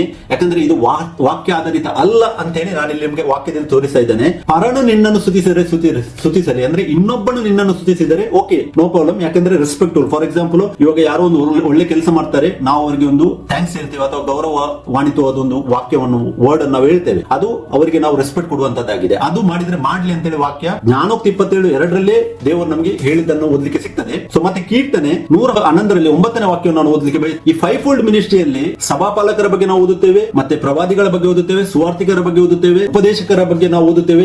5 ಟೈಪ್ ನ ಸೇವೆ ಬಗ್ಗೆ ನಾವು ಓದುತ್ತೇವೆ. ಆದ್ರೆ ಇವಾಗ ಈ ಸಭೆಯಲ್ಲಿ, ಡಿನೋಮಿನೇಷನ್ ಸಭೆಯಲ್ಲಿ ರೆವರೆಂಟ್ ಅಂತ ಹೇಳುವ ಇನ್ನೊಂದು ಹೊಸ ಟೈಟಲ್ ಅನ್ನು ನೋಡ್ಲಿಕ್ಕೆ ಸಿಗ್ತದೆ. ಅದು 5-fold ಮಿನಿಸ್ಟ್ರಿಯಲ್ಲಿ ಬರುವುದಿಲ್ಲ. ಮತ್ತೆ ವಾಕ್ಯ ಆಧಾರಿತದಲ್ಲಿ ಒಂದೇ ಒಂದು ಜಾಗದಲ್ಲಿ ನಮ್ಗೆ ಓದಲಿಕ್ಕೆ ಸಿಗ್ತದೆ. 1 ತಿಮೋಥಿ 5:17 ವಾಕ್ಯ ಹೇಳ್ತದೆ, ಅಲ್ಲಿ ಯಾರು ಸಭೆಯನ್ನು ಪರಿಪಾಲನೆ ಮಾಡುತ್ತಾರೆ ಅಂದ್ರೆ ಹಿರಿಯರು ಯಾರಿದ್ದಾರೆ ಅವರು ಗೌರವಾನ್ವಿತರಾಗಿರಬೇಕು ಅಂತೇಳಿ ವಾಕ್ಯ ಇರಬೇಕಂದ್ರೆ ಅವರು ಗೌರವ ಉಳ್ಳವರಾಗಿರಬೇಕಂತೇಳಿ ವಾಕ್ಯ ಸೂಚಿಸುತ್ತದೆ. ಆದ್ರೆ ಇವತ್ತಿನ ದಿನದಲ್ಲಿ ತುಂಬಾ ಸೇವಕರು ಈ ರೆವರೆಂಟ್ REV ಅಂತೇಳಿ ಒಂದು ಟೈಟಲ್ ತಮ್ಮ ಹೆಸರಿನ ಮುಂದೆ ಉಲ್ಲೇಖ ಮಾಡಿ ಆ ವಾಕ್ಯವನ್ನು ತೋರಿಸುವವರಾಗಿದ್ದಾರೆ. ಆ ವಾಕ್ಯವು ಟೈಟಲ್ ಅನ್ನು ಇಡುವುದಕ್ಕೆ ಉಲ್ಲೇಖ ಮಾಡ್ತಾ ಇಲ್ಲ. ಆ ವಾಕ್ಯವು ಅವರು ಗೌರವ ವಾಣಿತ್ವ ಉಳ್ಳವರು ಅಂದ್ರೆ ಗೌರವ ಹೊಂದತಕ್ಕವರು ಅಂತೇಳಿ, ನಮ್ಮಿಂದ ಮುಂದಿನವನಿಂದ ಗೌರವ ಹೊಂದತಕ್ಕವರು ಅಂತೇಳಿ ವಾಕ್ಯದಲ್ಲಿ ಉಲ್ಲೇಖ ಮಾಡ್ತದೆ. ಈ ರೆವರೆಂಟ್ ಎಂಬುವಂತ ಟೈಟಲ್ ಅದು ಯಾರ್ದು? ಅದು ಆಕ್ಚುಲಿ ಯೇಸು ಕ್ರಿಸ್ತನಿಗೆ ಅಂತೇಳಿ ವಾಕ್ಯ ಭಾಗ ಉಂಟು. ಅದಕ್ಕೆ ನಾವು ಕೀರ್ತನೆ 111 9ನೇ ವಾಕ್ಯವನ್ನು ಓದುವುದಾದ್ರೆ ವಾಕ್ಯವು ಈ ತರ ಹೇಳ್ತದೆ ನೋಡಿ, ಯೆಹೋವನು ತನ್ನ ಜನರಿಗೆ ವಿಮೋಚನೆಯನ್ನು ಉಂಟು ಮಾಡಿದ್ದಾನೆ, ತನ್ನ ಒಡಂಬಡಿಕೆಯನ್ನು ನಿತ್ಯಕ್ಕೂ ಸ್ಥಾಪಿಸಿದ್ದಾನೆ, ಆತನ ನಾಮವು ಪರಿಶುದ್ಧವೂ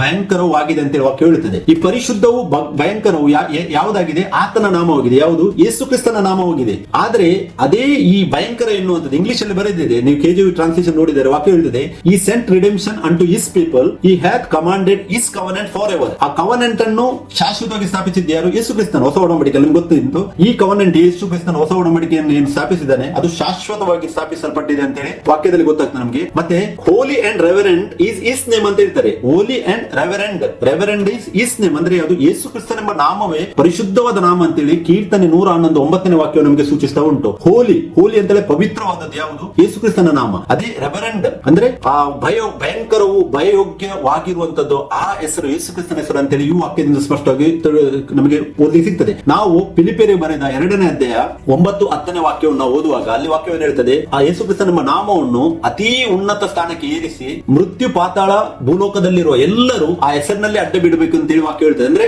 ಆ ಹೆಸರಿಗೆ, ಯೇಸು ಕ್ರಿಸ್ತನ ಎಂಬ ಹೆಸರಿಗೆ ದೇವರು ಹೋಲಿ ಅಂಡ್ ರೆವರೆಂಡ್ ಅಂತೇಳಿ ಸೂಚಿಸಿದ್ದಾರೆ ಅಂತೇಳಿ ನಮಗೆ ವಾಕ್ಯ ಭಾಗದಿಂದ ನಮಗೆ ಸ್ಪಷ್ಟವಾಗಿ ಗೊತ್ತಾಗ್ತದೆ. ಸೊ ಅದಕ್ಕೆ ನಾವು ಇವತ್ತು ಧ್ಯಾನಿಸಬೇಕು ಈ ರೆವರೆಂಡ್ ಎನ್ನುವಂತ title. First thing, 5-fold ministry ಅದು ಬರುವುದಿಲ್ಲ. ಸೆಕೆಂಡ್, ಇವಾಗ ಏನು ಜನರು ತಮ್ಮನ್ನೇ ತಾವು ನಾಮಕರಣ ಮಾಡ್ತಾ ಇದ್ದಾರೆ ಅದು ವಾಕ್ಯಾಧಾರಿತ ಅಲ್ಲ, ಅದು ಸಭೆಯ ಒಳಗಿಂದ ಬರುವಂತದ್ದೇ ಅಲ್ಲ ಅಂತೇಳಿ ಸ್ಪಷ್ಟವಾಗಿ ನಾವು ಧ್ಯಾನಿಸಬೇಕು. ಮತ್ತೆ ಯಾರೆಲ್ಲ ಈ ಟೈಟಲ್ ಇಟ್ಕೊಂಡು ತಮ್ಮನ್ನೇ ತಾವು ದೇವರಿಗೆ ಸರಿ ಸಮಾನನಾಗಿ ಹೆಚ್ಚಿಸಿಕೊಳ್ಳುತ್ತಾ ಇದ್ದಾರೆ ಅವರು ಪಶ್ಚಾತ್ತಾಪ ಪಡುವ ಅವಶ್ಯಕತೆ ಇದೆ. ಯಾಕೆ ಅಂತ ಹೇಳಿದರೆ ಅದು ದೇವರಿಗೆ ಕೊಟ್ಟಂತ ನಾಮವಾಗಿದೆ. ಆತನ ಹೆಸರೇ ಪರಿಶುದ್ಧವಾದದ್ದು, ಆತನ ಹೆಸರೇ ಗೌರವಾನ್ವಿತವಾದದ್ದು ಅಂತೇಳಿ ನಮಗೆ ಸ್ಪಷ್ಟವಾಗಿ ಗೊತ್ತಾಗ್ತದೆ. ನೋಡಿ, ಈ ಟೈಟಲ್ ಇಡುವುದಕ್ಕೆ ವಾಕ್ಯಾಧಾರಿತ ಇಲ್ಲ ಅಂತೇಳಿ ನಾವು ಹೇಳುವುದಾದ್ರೆ ವಾಕ್ಯದ ಭಾಗ ಕೂಡ ನಮಗೆ ಸಿಗಬೇಕು. ನಾವು ಧ್ಯಾನಿಸುವಾಗ ಮತ್ತಾಯನ ಬರೆದ ಸುವಾರ್ತೆಯಲ್ಲಿ ನಾವು 23ನೇ ಅಧ್ಯಾಯ 1ರಿಂದ 12ನೇ ವಾಕ್ಯವನ್ನು ಓದುವಾಗ ಯೇಸು ಕ್ರಿಸ್ತನು ಸ್ಪಷ್ಟವಾಗಿ ಇಲ್ಲಿ ಹೇಳಿದ್ದನ್ನು ನಮಗೆ ಧ್ಯಾನಿಸಲಿಕ್ಕೆ ಸಿಗ್ತದೆ. ನಾನು ಎಲ್ಲ ವಾಕ್ಯ ಓದಲಿಕ್ಕೆ ಹೋಗುದಿಲ್ಲ. ನೋಡಿ, ಮತ್ತಾಯ 23:2ನೇ ವಾಕ್ಯ ಹೇಳುತ್ತದೆ, ಶಾಸ್ತ್ರಿಗಳು ಫರಿಸಾಯರು ಮೋಶೆ ಪೀಠದಲ್ಲಿ ಕೂತ್ಕೊಂಡಿದ್ದಾರೆ. ಅಂದ್ರೆ ಶಾಸ್ತ್ರಿ ಅಂದ್ರೆ ಯಾಜಕರು. ಯಾರು ಯಾಜಕ ದೀಕ್ಷೆಯನ್ನು ಹೊಂದಿದ್ರು ಮತ್ತೆ ಇವಾಗ ಈ ಆಲಯ ಎಂಬಂತ ಒಂದು ಆ ಸಭೆಗೆ ಆಲಯ ಅಂತ ಹೇಳಿ ಮಾಡಿದ್ದಾರೆ, ಮತ್ತೆ ಆ ಪೀಠದಲ್ಲಿ ಕೂತ್ಕೊಂಡಿದ್ದಾರೆ, ಅವರು ಮೋಶೆ ಪೀಠದಲ್ಲಿ ಕೂತ್ಕೊಂಡಿದ್ದಾರೆ ಅಂತ ಹೇಳಿ ವಾಕ್ಯ ಹೇಳುತ್ತದೆ. ಶಾಸ್ತ್ರಿಗಳು ಮತ್ತೆ ಫರಿಸಾಯರು ಅಂತ ಹೇಳಿದರೆ ತನ್ನನ್ನು ತಾನು ಹೆಚ್ಚಿಸಿಕೊಳ್ಳೋರು. ಈ ಫರಿಸಾಯರಿಗೆ ನಾವು ರೆವರೆಂಡ್ ಅಂತ ಹೇಳಿ ಟೈಟಲ್ ಕೊಟ್ಟಿದ್ದಾರೆ, ಅವರನ್ನು ಈ ಕೆಟಗರಿ ಹಾಕ್ಲಿಕ್ಕೆ ಆಗ್ತದೆ. ಯಾಕೆ? ತನ್ನನ್ನು ದೇವರಿಗೆ ಸರಿ ಸಮಾನನಾದ ಆ ಸ್ಥಾನಕ್ಕೆ ಯಾರು ಇಟ್ಟಿದ್ದಾರೆ ಅವರ ಬಗ್ಗೆ ಇದು ವಾಕ್ಯ ಮಾತಾಡ್ತಾ ಇದೆ. ಅದು ಯೇಸು ಕ್ರಿಸ್ತನು ಹೇಳ್ತಾನೆ, ಶಾಸ್ತ್ರಿಗಳು ಅಂದ್ರೆ ಯಾಜಕರು ಅಂತ ಹೇಳಿದ್ರೆ ಈಗಿನ ಪಾಸ್ಟರ್ಸ್ಗಳು, ಈಗಿನ ಫಾದರ್ಗಳು, ಮತ್ತೆ ಈಗಿನ ಅಯ್ಯನವರು, ಇವರೆಲ್ಲ ಆ ಒಂದು ಟೈಟಲ್ ಅನ್ನು ತೆಗೆದುಕೊಂಡವರು ಅವರೇನ್ ಮಾಡಿದ್ದಾರೆ? ಮೋಶೆ ಪೀಠದಲ್ಲಿ ಕೂತ್ಕೊಂಡಿದ್ದಾರೆ. ಮೋಶೆ ಪೀಠವು ಇವಾಗ ಇಲ್ಲ, ವಾಕ್ಯ ಭಾಗ ಸ್ಪಷ್ಟ ಉಂಟು. ಮೋಶೆಯ ಪೀಠವನ್ನು ದೇವರು ಕ್ಯಾನ್ಸಲ್ ಮಾಡಿ ತನ್ನ ರಾಜ್ಯವನ್ನು ಅಂದ್ರೆ ಸಭೆಯನ್ನು ಆತನು ಸ್ಥಾಪಿಸ ಮಾಡಿದ್ದಾನೆ. ಸೊ ಅದಕ್ಕೆ ಅದು ಇಲ್ಲ. ಮತ್ತೆ ಇನ್ನೊಂದು ಲೂಕ 16:16 ಕೂಡ ನಾವು ಓದುವುದಾದರೆ ಅಲ್ಲಿ ಕೂಡ ಹೇಳ್ತದೆ ವಾಕ್ಯ, ಧರ್ಮಶಾಸ್ತ್ರವು ಪ್ರವಾದಿಗಳು ಯೆಹೋವನ ತನಕವೇ, ಈಚೆಗೆ ದೇವರ ರಾಜ್ಯವು ಸಾರಲ್ಪಡುತ್ತಾ ಇದೆ, ಅದರಲ್ಲಿ ಸಕಲರು ಬಲಾತ್ಕಾರವಾಗಿ ನುಗ್ಗುತ್ತಾರೆ ಅಂತ ಹೇಳಿ ವಾಕ್ಯ ಹೇಳ್ತದೆ. ಅಂದ್ರೆ ಧರ್ಮಶಾಸ್ತ್ರ, ಈ ಎಲ್ಲ ಟೈಟಲ್ಸ್ ಗಳು ಬರುವುದು ಯಾವುದು? ಎಲ್ಲ ಧರ್ಮಶಾಸ್ತ್ರದ ಅಂಡರ್. ಯಾರೆಲ್ಲ ಈ ಟೈಟಲ್ ಅನ್ನು ಇಡ್ತಾರೆ ಅವರೆಲ್ಲ ಧರ್ಮಶಾಸ್ತ್ರದಕ್ಕೆ ಅಧೀನರಾಗ್ತಾರೆ. ಅದಕ್ಕೋಸ್ಕರವಾಗಿ ಅವರು ಆಲಯ ಮತ್ತು ಸಭೆ ಎರಡನ್ನು ಮಿಕ್ಸ್ ಅಪ್ ಮಾಡಿ ಬೋಧನೆ ಮಾಡುವುದನ್ನು ನಮಗೆ ನೋಡ್ಲಿಕ್ಕೆ ಸಿಗ್ತದೆ. ಯಾಕಂದ್ರೆ ಹೊಸ ಒಡಂಬಡಿಕೆಯಲ್ಲಿ ಒಂದು ಫಸ್ಟ್ ಆಫ್ ಆಲ್ ಆಲಯ ಎಂಬಂತದಿಲ್ಲ, ಸೆಕೆಂಡ್ ಟೈಟನ್ ಆಫರಿಂಗ್ ಇಲ್ಲ. ಯಾಕಂತ ಹೇಳಿದ್ರೆ ಮೋಶೆ ಧರ್ಮಶಾಸ್ತ್ರ ಪ್ರವಾದಿಗಳು ಈ ಹೊಸ ಒಡಂಬಡಿಕೆಯಲ್ಲಿ ಬರುವುದಿಲ್ಲ ಅಂತೇಳಿ ಯೇಸು ಕ್ರಿಸ್ತನು ಸ್ವತಃ ಹೇಳಿದ್ದಾನೆ. ಮತ್ತೆ ದಾನಿಯೇಲ 9:27 ಯಜ್ಞ ನೈವೇದ್ಯಗಳನ್ನು ಆತನು ನಿಲ್ಲಿಸಿದ್ದಾನೆ ಅಂತೇಳಿ ವಾಕ್ಯ ಹೇಳುತ್ತದೆ. ನಿಲ್ಲಿಸಿದ್ದಾನೆ. ಆದ್ರೆ ಹೊಸ ಒಡಂಬಡಿಕೆಯಲ್ಲಿ ಅದನ್ನು ಪ್ರೀಚ್ ಮಾಡ್ತಾರೆ. ಮತ್ತೆ ದೇವರನ್ನು ಕೂಡ ಪ್ರೀಚ್ ಮಾಡುವಾಗ ಒಬ್ಬನೇ ದೇವರು ಅಂತೇಳಿ ತುಂಬಾ ಕಮ್ಮಿ ಜನರು ನಂಬ್ತಾರೆ ಮತ್ತೆ ಬೋಧನೆ ಮಾಡ್ತಾರೆ. ದೇವರು ಇವಾಗ ಸಭೆಯಲ್ಲಿ ಬೋಧನೆ ಮಾಡುವಂತ ದೇವರು ತ್ರಯೇಕತ್ವ ಅಂತ ಹೇಳ್ತಾರೆ, ಅಂದ್ರೆ ಟ್ರಿನಿಟಿ, ತ್ರಿಯೇಕತೆ ಅಂತೇಳಿ ಬೋಧನೆ ಮಾಡ್ತಾರೆ. ಅದು ವಾಕ್ಯಾಧಾರಿತ ಅಲ್ಲ. ಯಾಕಂದ್ರೆ ಓಲ್ಡ್ ಟೆಸ್ಟ್ಮೆಂಟ್ ಅಲ್ಲಿ ಯೆಹೋವನು ಹೇಳ್ತಾನೆ, ನನ್ನ ಹೊರತು ಬೇರೆ ಇಲ್ಲ. ಯೆಶಾಯ 45:5 ಆತನು ಹೇಳ್ತಾನೆ, ನನ್ನ ಅಕ್ಕಪಕ್ಕದಲ್ಲಿ ಯಾರಾದ್ರೂ ನೋಡಿದೆ ಅಂತ ಹೇಳ್ತಾನೆ. ಆತನೇ ನಾನೊಬ್ಬನೇ ಅಂತ ಹೇಳಿದ್ದಾನೆ. ಐ ಆಮ್ ಅಂತೇಳಿ ವಿಮೋಚನ ಕಂಡ 3:14 ಹೇಳಿದ್ದಾನೆ. ಮತ್ತೆ ಆತನ ಆಜ್ಞೆಯನ್ನು ಕೊಡುವಾಗ ಕೂಡ ಮಾರ್ಕ 12:29-30 ಮತ್ತೆ ಧರ್ಮೋಪದೇಶ ಕಂಡ 6:4-5 ಕೂಡ ಆತನು ಹೇಳಿದ್ದಾನೆ, ನಮ್ಮ ದೇವರಾಗಿರುವ ಕರ್ತನು ಒಬ್ಬನೇ ದೇವರು ಅಂತೇಳಿ ಆಜ್ಞೆಯನ್ನು ಕೂಡ ಕೊಟ್ಟಿದ್ದಾನೆ. ಫಸ್ಟ್ ಆಫ್ ಆಲ್ ಈ ಸಭೆಯಲ್ಲಿ ಅದಕ್ಕೂ ಒಂದು ರೆಸ್ಪೆಕ್ಟ್ ಕೊಡುವುದಿಲ್ಲ ಜನರು. ಸೆಕೆಂಡ್,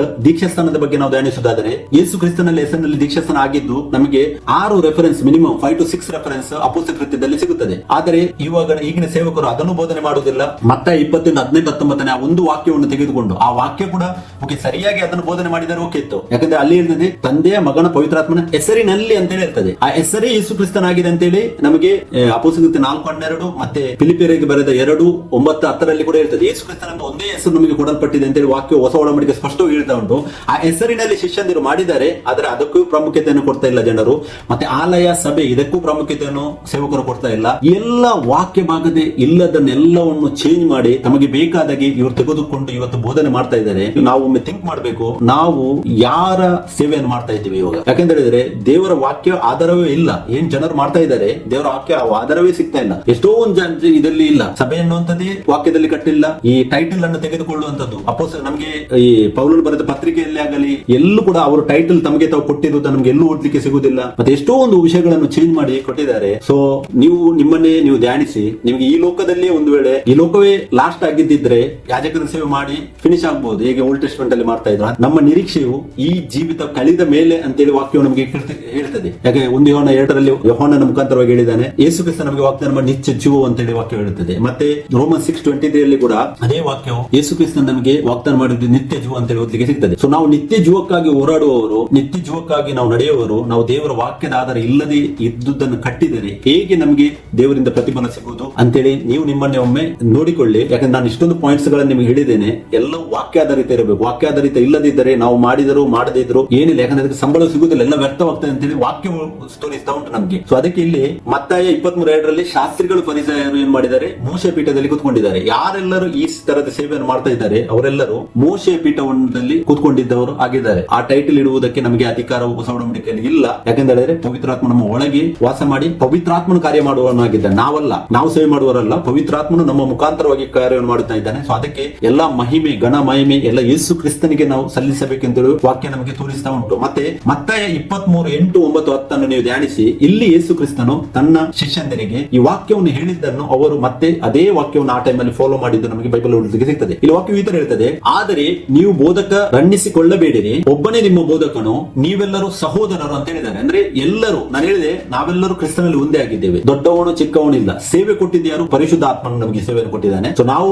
ಆ ಸೇವೆಯನ್ನೇ ಮಾಡುವರಾಗಿದ್ದೇವೆ. ಅಂದ್ರೆ ಯೇಸು ಕ್ರಿಸ್ತ ನಮಗೆ ಸೇವೆಯನ್ನು ಆಗಿದ್ದಾನೆ. ಸೊ ಅದಕ್ಕೆ ನಾವು ಬೋಧಕ ರೆಣ್ಣಿಸಿಕೊಳ್ಳಬೇಡಿರಿ ಅಂತ ಹೇಳಿದ್ರೆ, ಆಕ್ಚುಲಿ ಇಲ್ಲಿ ಕನ್ನಡದ ಟ್ರಾನ್ಸ್ಲೇಷನ್ ಬೋಧಕರು ಅಂತ ಇದೆ, ಆದ್ರೆ ಇಂಗ್ಲಿಷ್ ಅಲ್ಲಿ ಮತ್ತೆ ಈ ಗ್ರೀಕ್ ಟ್ರಾನ್ಸ್ಲೇಷನ್ ಅಲ್ಲಿ ರಬ್ಬಿ ಅಂತ ಇದೆ. But be not a called rabbi ಅಂತ ಇದೆ. ರಬ್ಬಿ ಅಂತ ಹೇಳಿದ್ರೆ ಗುರು. ಅದೇ ಕೆಳಗೆ 9ನೇ ವಾಕ್ಯವನ್ನು ಓದುವ ಕೂಡ, ಇದಲ್ಲದೆ ಭೂಲೋಕದಲ್ಲಿ ಯಾರನ್ನು ನಮ್ಮ ತಂದೆ ಎಂದು ಕರೆಯಬೇಡಿದೆ ಅಂತ ಹೇಳಿದ್ದಾರೆ. ಪರಲೋಕದಲ್ಲಿ ಇರುವ ಆತನೊಬ್ಬನೇ ನಿಮಗೆ ತಂದೆ. ಅಂದ್ರೆ ಯಾರು? ಯೇಸು ಕ್ರಿಸ್ತನ್ ನಮ್ಮ ತಂದೆ. ಯಾವಾಗ ಆತನು ತನ್ನ ಆ ಸ್ಥಾನಕ್ಕೆ ಹೋಗ್ತಾನೆ, ಇವಾಗ ಏನ್ ಆತನು ಆ ಸ್ಥಾನವನ್ನು ಬಿಟ್ಟು ನಮಗೋಸ್ಕರವಾಗಿ ಮನುಷ್ಯನಾಗಿ, ಮನುಷ್ಯ ಕುಮಾರನಾಗಿ ಇವಾಗ ಇದ್ದಾನೋ, ಆ ಸ್ಥಾನವನ್ನು ಆತನು ಪುನಃ ಅಲ್ಲಿಗೆ ಹೋಗುವಾಗ ಆತನೇ ನಮಗೆ ತಂದೆ ಆಗಿದ್ದಾನೆ. ನಮಗೆ ಒಬ್ಬನೇ ತಂದೆ ಇರುವ ಆತನು. ದೇಹದಲ್ಲಿ ನಮಗೆ ಒಬ್ಬರು ತಂದೆ ಇದ್ದಾರೆ. ನಾವು ಎಲ್ಲರಿಗೆ ಬೇರೆ ಬೇರೆ ಬೇರೆ ಬೇರೆ ತಂದೆಯನ್ನು ದೇವರು ಕೊಟ್ಟಿದ್ದಾರೆ. ಅಂದ್ರೆ ನನ್ನ ತಂದೆ ಬೇರೆ, ನಿಮ್ಮ ತಂದೆ ಬೇರೆ, ಹೇಗೆ ಬೇರೆ ಬೇರೆ ಶಾರೀರಿಕ ತಂದೆಯನ್ನು ಕೊಟ್ಟಿದ್ದಾರೆ. ಮತ್ತೆ ನಮಗೆ ಒಂದು ಸ್ಪಿರಿಚುವಲ್ ಫಾದರ್ ಇರೋದು ಒಬ್ಬರೇ. ಇವಾಗ ಡಿನೋಮಿನೇಷನ್ ಕೆಳಗಡೆ ಒಂದು ವೇಳೆ ನೀವು ಇವರಿಗೆಲ್ಲ ಪಾಸ್ಟರ್, ಫಾದರ್, ರೆವರೆಂಟ್ ಇವರಿಗೆಲ್ಲ ನೀವು ಈ ತರ ಆ ಒಂದು ಉಲ್ಲೇಖ ಮಾಡಿ ಕರೆದ್ರೆ ನಿಮ್ಗೆ ಏನಾಗ್ತದೆ, ಸ್ಪಿರಿಚುವಲ್ ಫಾದರ್ ಕೂಡ ಬೇರೆ ಆಗ್ತಾರೆ. ಯಾಕಂದ್ರೆ ಕುರುಬ ಬೇರೆ ಆದರು. ಅದಕ್ಕೆ ನಮಗೆ ಕುರುಬ ಇರುವಂತದ್ದು ಯೇಸು ಕ್ರಿಸ್ತನ ಒಬ್ಬನೇ.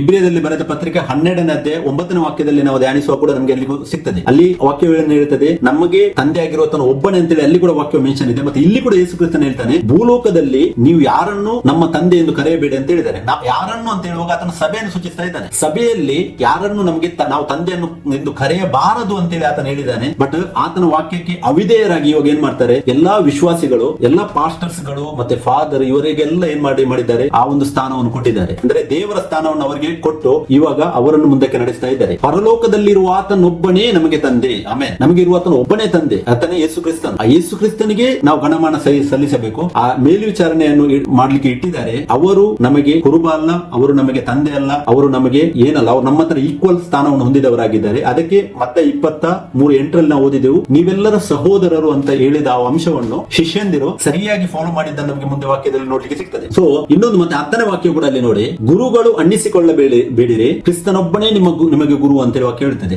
ಗುರುಗಳು ಅನ್ನಿಸಿಕೊಳ್ಳಬೇಡಿರಿ ಅಂತ ಹೇಳಿದೆ. ಅಂದ್ರೆ ಗುರುಗಳು ಅಂತೇಳಿ ನಿಮ್ಮ ನೀವು ಕರೆಯಬೇಡಿ ಅಂತ ಹೇಳಿ ವಾಕ್ಯ ಹೇಳ್ತದೆ. ಸೊ ಇವಾಗ ನೋಡಿ, ಈ ಟೈಟಲ್ ಇಟ್ಟಿರೋರೆಲ್ಲ ಫಾರ್ ಎಕ್ಸಾಂಪಲ್ ಬೋಧಕರು ಅಂತ ಹೇಳಿದ್ರೆ, ಪಾಸ್ಟರ್ ಕೂಡ ಬೋಧಕ ಕೆಟಗರಿಯಲ್ಲಿ ಬರ್ತಾರೆ. ಸೊ ಅವರು ಇವಾಗ ತಮ್ಮನ್ನೇ ತಾವು ಪಾಸ್ಟರ್ ಅಂತ ಹೇಳಿ ನೇಮಕ ಮಾಡಿಕೊಂಡ್ರೆ, ನಾಮಕರಣ ಮಾಡಿಕೊಂಡ್ರೆ ಏನಾಯ್ತು, ಅವರು ಗುರುಗಳು ಅನ್ನಿಸಿಕೊಂಡಾಗ ಆಯ್ತು. ಮತ್ತೆ ಈ ವಾಕ್ಯಕ್ಕೆ ಏನಾಯ್ತು, ನಾವು ಅವಿಧೇಯರಾದಾಗ ಆಯ್ತು. ಸೊ ಅದಕ್ಕೆ ಕ್ರಿಸ್ತನೊಬ್ಬನೇ ನಮಗೆ ಗುರು. ಈ ವಾಕ್ಯವನ್ನು ನಾವು ಸರಿಯಾಗಿ ಧ್ಯಾನಿಸುವಂತದ್ದು ತುಂಬಾ ಅವಶ್ಯಕತೆಯಾಗಿದೆ. ಮತ್ತೆ ನೋಡಿ, ಅಪೋಸ್ತಲರು ನಮಗೆ ಮಾದರಿ ಜೀವಿತವನ್ನು ತೋರಿಸಿದ್ದಾರೆ. ನಾವು ಯಾವ ರೀತಿಯಲ್ಲಿ ಯೇಸು ಕ್ರಿಸ್ತನನ್ನು ಹಿಂಬಾಲಿಸಬೇಕೆಂದು ನಮಗೆ ವಾಕ್ಯದಲ್ಲಿ ಅವರು ಸರಿಯಾಗಿ ತೋರಿಸಿಕೊಟ್ಟಿದ್ದಾರೆ. ಅಪೋಸ್ತಲರೇ ನಮಗೆ ಏನಾದ್ರೂ ಮಾದರಿ ಜೀವಿತವಿದೆ, ಅವರನ್ನು ನಾವು ನೋಡಿ ವಾಕ್ಯಾಧಾರಿತ ಇದೆಯಾ ಇಲ್ಲ ಎಂಬುದನ್ನು ನಾವು ನೋಡಿಕೊಳ್ಳುವುದು ತುಂಬಾ ಅವಶ್ಯಕವಾಗಿದೆ ಪ್ರಿಯರೇ. ಒಂದು ವೇಳೆ ಟೈಟಲ್ ಅಥವಾ ಶೀರ್ಷಿಕೆಯನ್ನು ಇಟ್ಟುಕೊಳ್ಳುವುದು ವಾಕ್ಯಾಧಾರಿತವಾಗಿ ಇದ್ದಿದ್ದರೆ ನಮಗೆ ಒಂದು ಪುರಾವೆ ಆದರೂ ಬೈಬಲ್ ಇಂದ ಸಿಗಬೇಕಿತ್ತು. ಒಂದೇ ಒಂದು ಎಕ್ಸಾಂಪಲ್ ಬೈಬಲ್ ಇಂದ ಸಿಕ್ಕಿದ್ರೆ ನಾವು ಮಾಡೋದು ಸರಿ ಇತ್ತು. ಅಪೋಸ್ತಲರು ಯಾವ ರೀತಿಯಲ್ಲಿ ತಮ್ಮನ್ನು ತಾವು ನಡೆಸಿಕೊಂಡು ಹೋಗುತ್ತಿದ್ದರು ಎಂಬುದನ್ನು ನಾವು ವಾಕ್ಯದಲ್ಲಿ ಸರಿಯಾಗಿ ಧ್ಯಾನಿಸುವ ಅವಶ್ಯಕತೆ ಹಾಸ್ಯಾಸ್ಪದವಾಗಿದೆ. ನೋಡಿ, ನಾನೊಂದು ಕೆಲವೊಂದು ಪಾಯಿಂಟ್ಸ್ ಅನ್ನು ವಾಕ್ಯ ಭಾಗವನ್ನು ಎಕ್ಸ್ಪ್ಲೇನ್ ಮಾಡ್ತೇನೆ, ಯಾಕಂದ್ರೆ ನಾನು ಎಲ್ಲಾ ವಾಕ್ಯವನ್ನು ಓದ್ಲಿಕ್ಕೆ ಹೋಗುದಿಲ್ಲ, ಟೈಮ್ ತುಂಬಾ ಹೋಗ್ತದೆ.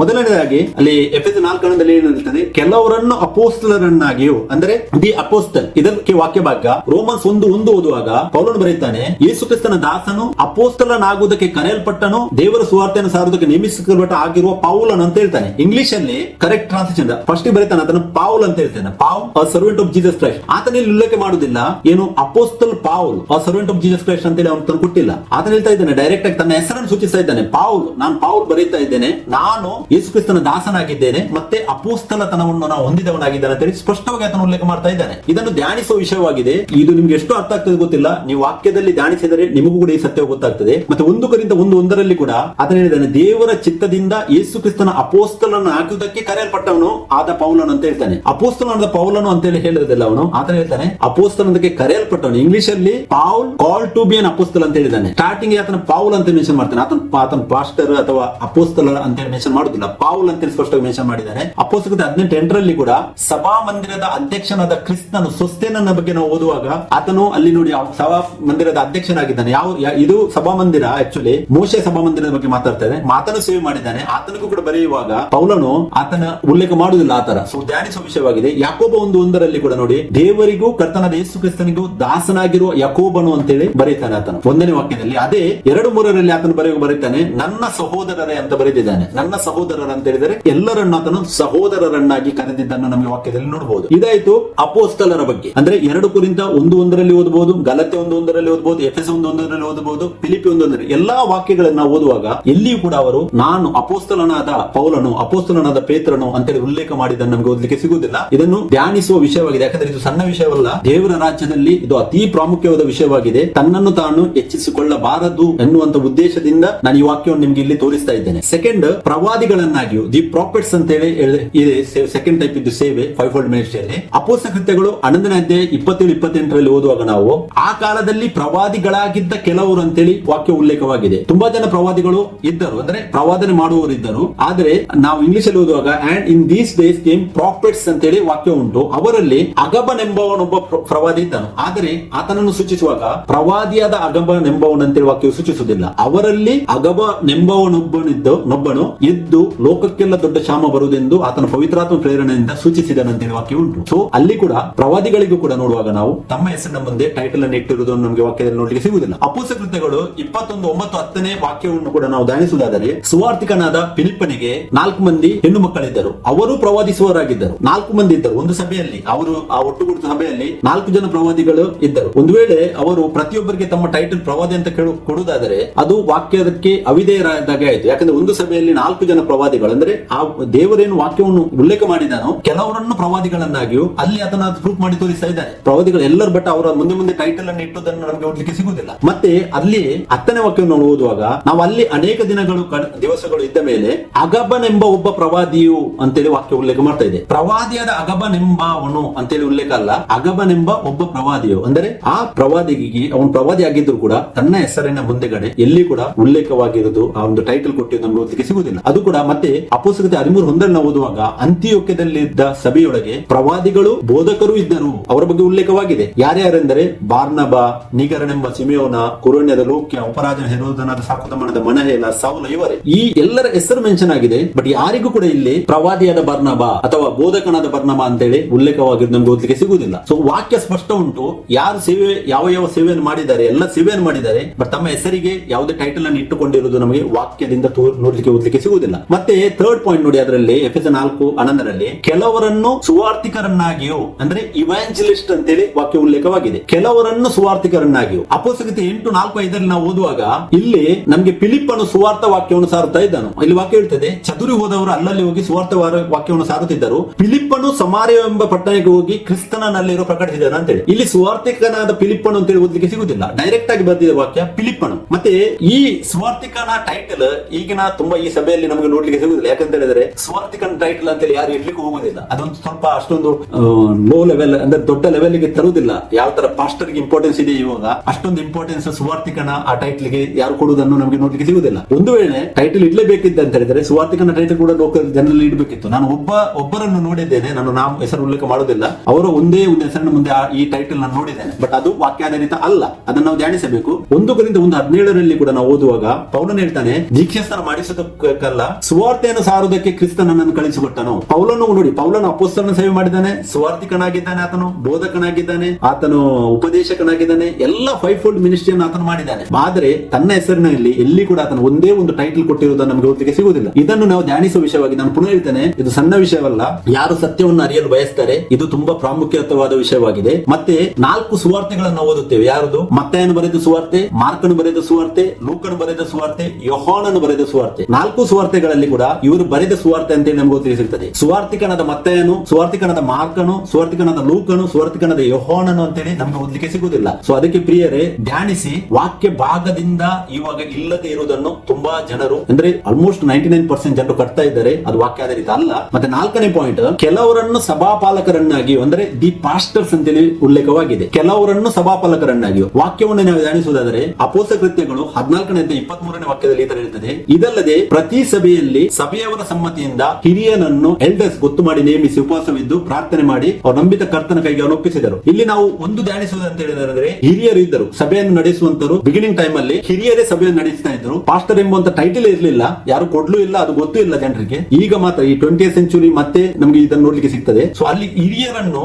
ಸಭೆಯಿಂದನೇ ಅವರು ಉಪವಾಸ ಮಾಡಿ ಗೊತ್ತು ಮಾಡಿ ಮತ್ತೆ ಏನ್ ಮಾಡ್ತಾರೆ, ಪ್ರೇಯರ್ ಮಾಡ್ತಾ ಇದ್ದಾರೆ ಅಂತ ವಾಕ್ಯ ತೋರಿಸ್ತದೆ. ತೀತ 1:5 ಕೂಡ ಕ್ರೇತ ದ್ವೀಪದಲ್ಲಿ ಇನ್ನೂ ಕ್ರಮಕ್ಕೆ ಬಾರದ ಕಾರ್ಯಗಳನ್ನು ಕ್ರಮಪಡಿಸಿ ಪಟ್ಟಣಗಳಲ್ಲೂ ಸಭೆಯ ಹಿರಿಯರನ್ನು, ಅಂದ್ರೆ ಎಲ್ಡರ್ಸ್ ಅನ್ನು ನೇಮಿಸಬೇಕೆಂದು ನಾನು ನಿನಗೆ ಅಪ್ಪಣೆ ಕೊಟ್ಟು ನಿನ್ನನ್ನು ಅಲ್ಲೇ ಬಿಟ್ಟು ಬಂದಿನ ಅಂತೇಳಿ ಆತನು ಬರೀತಾನೆ. ಸಭೆಯ ಎಲ್ಡರ್ಸ್ ಅನ್ನು ಸಭೆಯಿಂದ ಆರಿಸುವುದಕ್ಕಾಗಿ ಈ ವಾಕ್ಯವನ್ನು ಧ್ಯಾನಿಸಬೇಕು. 1 ಪೇತ್ರ 5:1-2 ಕೂಡ ಸಭೆಯ ಹಿರಿಯರೇ ಜೊತೆ ಹಿರಿಯನಾದ ನಾನು ಅಂತೇಳಿ ಪೇತ್ರನು ಬರೀತಾನೆ. ಸಭೆಯ ಹಿರಿಯರಿಗೆ ಆತನು ಬರೀತಾನೆ. ಅದನ್ನ ಹೇಳ್ತಾನೆ, ಜೊತೆ ಹಿರಿಯನಾದ ನಾನು ಕೂಡ ಜೊತೆ ಹಿರಿಯನು. ನಾ ಎಂ ಪಾಸ್ಟರ್ ಅಂತ ಹೇಳಿಲ್ಲ ಅವನಾತನು. ಅದನ್ನ ಹೇಳ್ತಾನೆ, ನಾನು ಜೊತೆ ಹಿರಿಯವನಾದ ನಾನು ಬರೀತಾ ಇದ್ದೇನೆ ಅಂತೇಳಿ ಆತನು ಉಲ್ಲೇಖ ಮಾಡ್ತಾ ಇದ್ದಾನೆ. ಮತ್ತೆ 2ನೇ ವಾಕ್ಯ ನೋಡಿ, ನಿಮ್ಮಲ್ಲಿರುವ ದೇವರ ಮಂದೆಯನ್ನು ಕಾಯಿರಿ. ನಾನು ಪಾಸ್ಟರ್ ಅಲ್ಲ, ಯೇಸು ಕ್ರಿಸ್ತನ ಮಂದೆಯನ್ನು ನೀವು ಕಾಯಿರಿ ಅಂತೇಳಿ ಅದನ್ನು ಉಲ್ಲೇಖ ಮಾಡೋದನ್ನು ಓದಲಿಕ್ಕೆ ಸಿಗ್ತದೆ. ಇದು ಯಾರು ಬರೆದದ್ದು? ಪೇತ್ರ. ಯೇಸು ಕ್ರಿಸ್ತನು ಕೊಟ್ಟಂತ ರೆಸ್ಪಾನ್ಸಿಬಿಲಿಟಿ ಕೊಟ್ಟಂತ ಅಪೊಸ್ತಲನಾಗಿದ್ದಾನೆ, ಪೇತ್ರನು ಬರೀತಾನೆ. 2 ಯೋಹಾನ 1:1 ಕೂಡ ಯೋಹಾನನು ಬರೆಯುವಾಗ ಸಭೆಯ ಹಿರಿಯನು ಅಂತೇಳಿ ಉಲ್ಲೇಖ ಮಾಡ್ತಾನೆ. ತನ್ನನ್ನು ತಾನೇ ಸಭೆಯ ಹಿರಿಯನು ಅಂತೇಳಿ ಉಲ್ಲೇಖ ಮಾಡಿದ್ದಾನೆ. ಅದೇ 3 ಯೋಹಾನ 1:1 ಕೂಡ ಓದುವಾಗ ಅಲ್ಲಿ ಕೂಡ ಆತನು ಸಭೆಯ ಹಿರಿಯನು ಅಂತೇಳಿ ತನ್ನ ತಾನು ಉಲ್ಲೇಖ ಮಾಡ್ತಾನೆ. ಯಾವುದೇ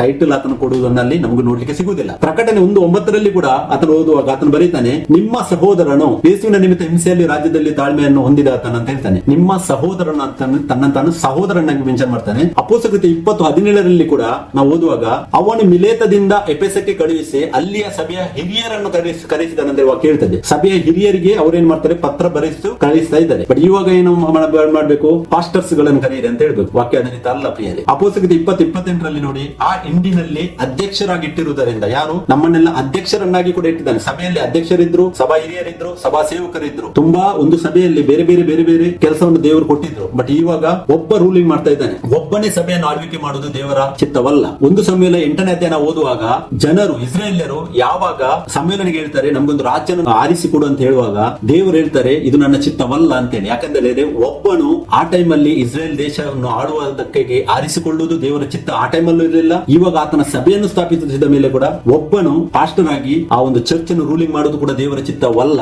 ಇದನ್ನು ವಾಕ್ಯದಲ್ಲಿ ಸ್ಪಷ್ಟವಾಗಿ ಧ್ಯಾನಿಸಬೇಕು. ಹಿರಿಯರು ನಡೆಸ್ತಾ ಇದ್ದರು, ಅಧ್ಯಕ್ಷರು ನಡೆಸ್ತಾ ಇದ್ದರು, ಮತ್ತೆ ಸಭಾ ಸೇವಕರನ್ನು ಕೂಡ ಇಟ್ಟಿದ್ದರು. ತುಂಬಾ ವಿಧವಾದ ಸೇವೆಯನ್ನು ಒಂದು ಸಭೆಯಲ್ಲಿ ನಮಗೆ ಕಾಣಲಿಕ್ಕೆ ಸಿಗ್ತಾ ಇತ್ತು. ಬಟ್ ಇವಾಗ ಒಬ್ಬನೇ ರೂಲಿಂಗ್ ಮಾಡುವುದನ್ನು ನೋಡಬಹುದು. ಬಟ್ ಅದು ದೇವರ ಚಿತ್ತವಲ್ಲ. ಫಿಲಿಪ್ಪಿ 1:1 ಕೂಡ ನಾವು ನೋಡುವುದಾದರೆ ಅಲ್ಲಿ ಬರೆಯುವಾಗ ಪೌಲನು ಬರೀತಾನೆ, ಸಭಾಧ್ಯಕ್ಷರಿಗೂ ಸಭಾ ಸೇವಕರಿಗೂ ಬರೆಯುವುದೇನೆಂದರೆ ಅಂತೇಳಿ ಅದನ್ನು ಉಲ್ಲೇಖ ಮಾಡಿದ್ದಾನೆ. ನೋಡಿ ಪ್ರಿಯರೇ, ಈ ವಾಕ್ಯವನ್ನು ನೀವು ಸರಿಯಾಗಿ ಧ್ಯಾನಿಸಿರಿ. ಈ ಬಿಗಿನಿಂಗ್ ಟೈಮ್ ಅಲ್ಲಿ ಇದ್ದ ಚರ್ಚ್ ಏನು ಪ್ರೊಸೀಜರ್ ಇತ್ತು, ಯಾವ ತರ ಅವರು ನಡೆಸ್ತಾ ಇದ್ದರು, ಮತ್ತೆ ಇವಾಗ ಏನ್ ನಡೀತಾ ಇದೆ, ಎರಡಕ್ಕೂ ಏನು ನಾವು ಕಂಪ್ಯಾರಿಸನ್ ಮಾಡಿದರೆ ಇವಾಗದ್ದು ಎಲ್ಲ ದೇವರ ವಾಕ್ಯದಲ್ಲಿ ಯಾವುದು ಇಲ್ಲದೆ ಇರುವುದನ್ನು ನಮಗೆ ನೋಡ್ಲಿಕ್ಕೆ ಸಿಗ್ತದೆ. ಮತ್ತೆ ಕೊನೆಯದಾಗಿ ನಾನು ಇನ್ನೊಂದು, ಕೆಲವರನ್ನು ಉಪದೇಶಿಗಳನ್ನಾಗಿ, ಅಂದ್ರೆ ಟೀಚರ್ಸ್ ಗಳನ್ನಾಗಿ ಅಂತ ಹೇಳಿದೆ ವಾಕ್ಯ ಉಂಟು. ಟೀಚರ್ಸ್ ಗಳು ಯಾರು? ಪೌಲನಿದ್ದನು. ನಾವು ಅಪೊಸ್ತಲ ಕೃತ್ಯ 13:1 ಓದುವಾಗ ಬೋಧಕರ ಬಗ್ಗೆ ನಮಗೆ ಓದಲಿಕ್ಕೆ ಸಿಗ್ತದೆ. ಅದೇ ಬರ್ನಬ, ನೀಗರನೆಂಬ ಸಿಮಿಯೋಮನ, ಕುರೋನ್ಯದ ಲೂಕ, ಇವರು ಮೆನಹೇನ, ಸೌಲ, ಇವರೆಲ್ಲರೂ ಉಪದೇಶಕರು ಕೂಡ ಬೋಧಕರು ಕೂಡ ಅಂತೇಳಿ ನಮಗೆ ಓದಲಿಕ್ಕೆ ಸಿಗ್ತದೆ. ಬಟ್ ಎಲ್ಲಿ ಕೂಡ ಟೈಟಲ್ ಸಿಗುವುದಿಲ್ಲ. 2 ತಿಮೋಥೆ 1:11 ಕೂಡ ನೋಡಿ, ಅಲ್ಲಿ ಪೌಲನು ಬರೀತಾನೆ, ಆ ಸುವಾರ್ಥ ಅಭಿವೃದ್ಧಿಗೋಸ್ಕರ ನಾನು ಸಾರುವವನಾಗಿಯೂ ಅಪೊಸ್ತಲನಾಗಿಯೂ ಉಪದೇಶಕನಾಗಿ ನೇಮಿಸಲ್ಪಟ್ಟೆನ ಅಂತ ಹೇಳ್ತಾನೆ. ಆತನು ಸಾರುವವನಾಗಿ, ಅಪೊಸ್ತಲ, ಉಪದೇಶ 3 ಟೈಪ್ ಇದ್ದು ಸೇವೆ ಕೂಡ ಮಾಡಿದ್ದಾನೆ. ಬಟ್ ಎಲ್ಲಿ ಕೂಡ ಆತನು ಟೈಟಲ್ ಅನ್ನು ಕೊಟ್ಟಿಲ್ಲ ತನ್ನ ಹೆಸರಿನ ಮುಂದಿಗಡೆ. ಜ್ಞಾನಿಸುವ ವಿಷಯವಾಗಿದೆ. 1 ಕೊರಿಂಥ 4:17 ಕೂಡ ನಾವು ಓದುವಾಗ, ಪ್ರತಿಯೊಂದು ಸಭೆಯಲ್ಲಿಯೂ ಬೋಧಿಸುವ ಕ್ರಮವನ್ನು ನಿಮ್ಮ ನೆನಪಿಗೆ ತರುವನು ಅಂತ ಹೇಳ್ತದೆ. ಪ್ರತಿಯೊಂದು ಸಭೆಯಲ್ಲಿ ಬೋಧಿಸುವ ಕ್ರಮ. ಸೊ ಈ ಎಲ್ಲ ವಾಕ್ಯಗಳಲ್ಲಿ 5-fold ಮಿನಿಸ್ಟ್ರಿ ಬಗ್ಗೆ ನಾವು ನೋಡಿದೆವು. ಒಂದು ಕಡೆಯಲ್ಲಿ ಕೂಡ ನಮಗೆ ಆ ಟೈಟಲ್ ಅನ್ನು ಸೇವಕರು ಇಟ್ಟಿದ್ದನ್ನು ನಮಗೆ ವಾಕ್ಯ ಆಧಾರವು ಕೊಡುವುದಿಲ್ಲ ಪ್ರಿಯರೇ. ಅದಕ್ಕೆ ಧ್ಯಾನಿಸಬೇಕಂತ ವಿಷಯವಾಗಿದೆ. ಈ ಟೈಟಲ್ ಇವಾಗ ಏನು ಬಂದಿದೆ ಅದು ಎಲ್ಲಿಂದ ಬಂದಿದೆ? ಅದು ದೇವರಿಂದ ಬಂದಿದ್ದಲ್ಲ, ಪರಿಶುದ್ಧಾತ್ಮನಿಂದ ಬಂದಿದ್ದಲ್ಲ ಅಂತ ಸ್ಪಷ್ಟ ಇದೆ. ಯಾಕಂದ್ರೆ ಯಾರು ತನ್ನನ್ನು ಹೆಚ್ಚಿಸಿಕೊಳ್ಳುತ್ತಾರೆ ಅವರು ದೇವರ ರಾಜ್ಯಕ್ಕೆ ಯೋಗ್ಯನಲ್ಲ. ವಾಕ್ಯ ಸ್ಪಷ್ಟ ಹೇಳ್ತದೆ. ಪರರು ನಮ್ಮನ್ನು ಸ್ತುತಿಸದೆ ಆತ್ಮಸ್ತುತಿ ಬೇಡ ಅಂತೇಳಿ ಜ್ಞಾನೋಕ್ತಿಯಲ್ಲಿ ನಾವು ಧ್ಯಾನಿಸಿದೆವು. ಸೊ ಅದಕ್ಕೆ ನೀವು ಧ್ಯಾನಿಸಿ, ನೀವು ಯಾವ ಸಭೆಯಲ್ಲಿ ನಿಂತಿದ್ದೀರಾ, ದೇವರ ವಾಕ್ಯದ ಆಧಾರಿತವಾಗಿ ಅದು ಇದೆಯಾ ಇಲ್ಲೋ ಎಂಬಂತ ವಿಷಯವನ್ನು ನೀವು ಧ್ಯಾನಿಸಿ, ಮತ್ತೆ ಅದನ್ನು ಸರಿ ಮಾಡುವಂತ ಅವಶ್ಯಕತೆ ಇದೆ. ನೋಡಿ, ಅಪೋಸ್ತಲರು ತಮ್ಮೊಳಗೆ ಅಂದ್ರೆ ಸಂವಹನ ವಾಕ್ಯಾಧಾರಿತವಾಗಿ ಹೇಗೆ ಇತ್ತು ಅಂತೇಳಿ ನಾವು ಧ್ಯಾನಿಸುವುದಾದ್ರೆ ಕೂಡ, ಅಂದ್ರೆ ತಮಗೆ ನಾವು ಅವರು ಉಲ್ಲೇಖ ಮಾಡುವ ಕೂಡ 2 ಪೇತ್ರ 3:15 ಪೇತ್ರನು ಬರೀತಾನೆ, ಪ್ರಿಯ ಸಹೋದರನಾದ ಪೌಲನಿಗೆ ಅಂತೇಳಿ ಬರೀತಾನೆ. ಈಗಿನ ಟೈಮಲ್ಲಿ ನೋಡಿ, ಒಬ್ಬ ಪಾಸ್ಟರ್ ಇನ್ನೊಬ್ಬ ಪಾಸ್ಟರ್ಗೆ ಏನಂತೇಳಿ ಸಹೋದರ ಅಂತ ಹೇಳಿ ಕರೀತಾರೆ, ಇಲ್ಲ ಪಾಸ್ಟರ್ ಅಂತ ಕರೀತಾರೆ. ಅಂತ ಏನಂದ್ರೆ ಆ ಒಂದು ಸ್ಥಾನವನ್ನು ಕೊಡ್ಲೇಬೇಕು. ನೀವು ಜಸ್ಟ್ ಒಂದು ಟೆಸ್ಟ್ ಮಾಡಿ, ನಿಮ್ಮ ಆ ಸಭೆಯಲ್ಲಿ ಇರುವಂತಹ ಪಾಸ್ಟರ್ಗೆ ಒಮ್ಮೆ ಬ್ರದರ್ ಅಂತ ಕರೆದು ನೋಡಿ, ಯಾಕಂದ್ರೆ ಅವ್ರ ಹತ್ರ ಯಾವ ಆತ್ಮ ಇದೆ ಅಂತ ಹೇಳಿ ಅಲ್ಲೇ ಗೊತ್ತಾಗ್ತದೆ. ನೋಡಿ, 2 ಪೇತ್ರ 3:15 ನಾವು ಓದಿದೆವು. ಪೇತ್ರನು ಪೌಲನಿಗೆ ಬರುವಾಗ ಪ್ರಿಯ ಸಹೋದರನಾದ ಪೌಲನ್ ಅಂತ ಬರೀತಾ ಇದ್ದಾನೆ. ಮತ್ತೆ ಫಿಲೋಮಿನನಿಗೂ ಕೂಡ, ಫಿಲೋಮಿನಲ್ಲಿ ಪೌಲನ್ ಬರೆಯುವಾಗ 1:1 ನಾವು ಓದಬಹುದು, ತಿಮೋತಿಗೆ ಆತನು ಸಹೋದರನಾದ ತಿಮೋತಿಯನ್ ಅಂತ ಬರೀತಾನೆ. ಮತ್ತೆ ನಮಗೆ ಪ್ರಿಯನು ಜೊತೆ ಕೆಲಸದವನಾದ ಫಿಲೋಮಿನನಿಗೆ ಅಂತ ಬರೀತಾನೆ. ನೋಡಿ, ಅವರು ಸಹೋದರರು, ಎಲ್ಲರಿಗೂ ಸಹೋದರ ಎನ್ನುವಂತದ್ದು ಉಲ್ಲೇಖ ಮತ್ತೆ 23:8 ನಾವು ಏನು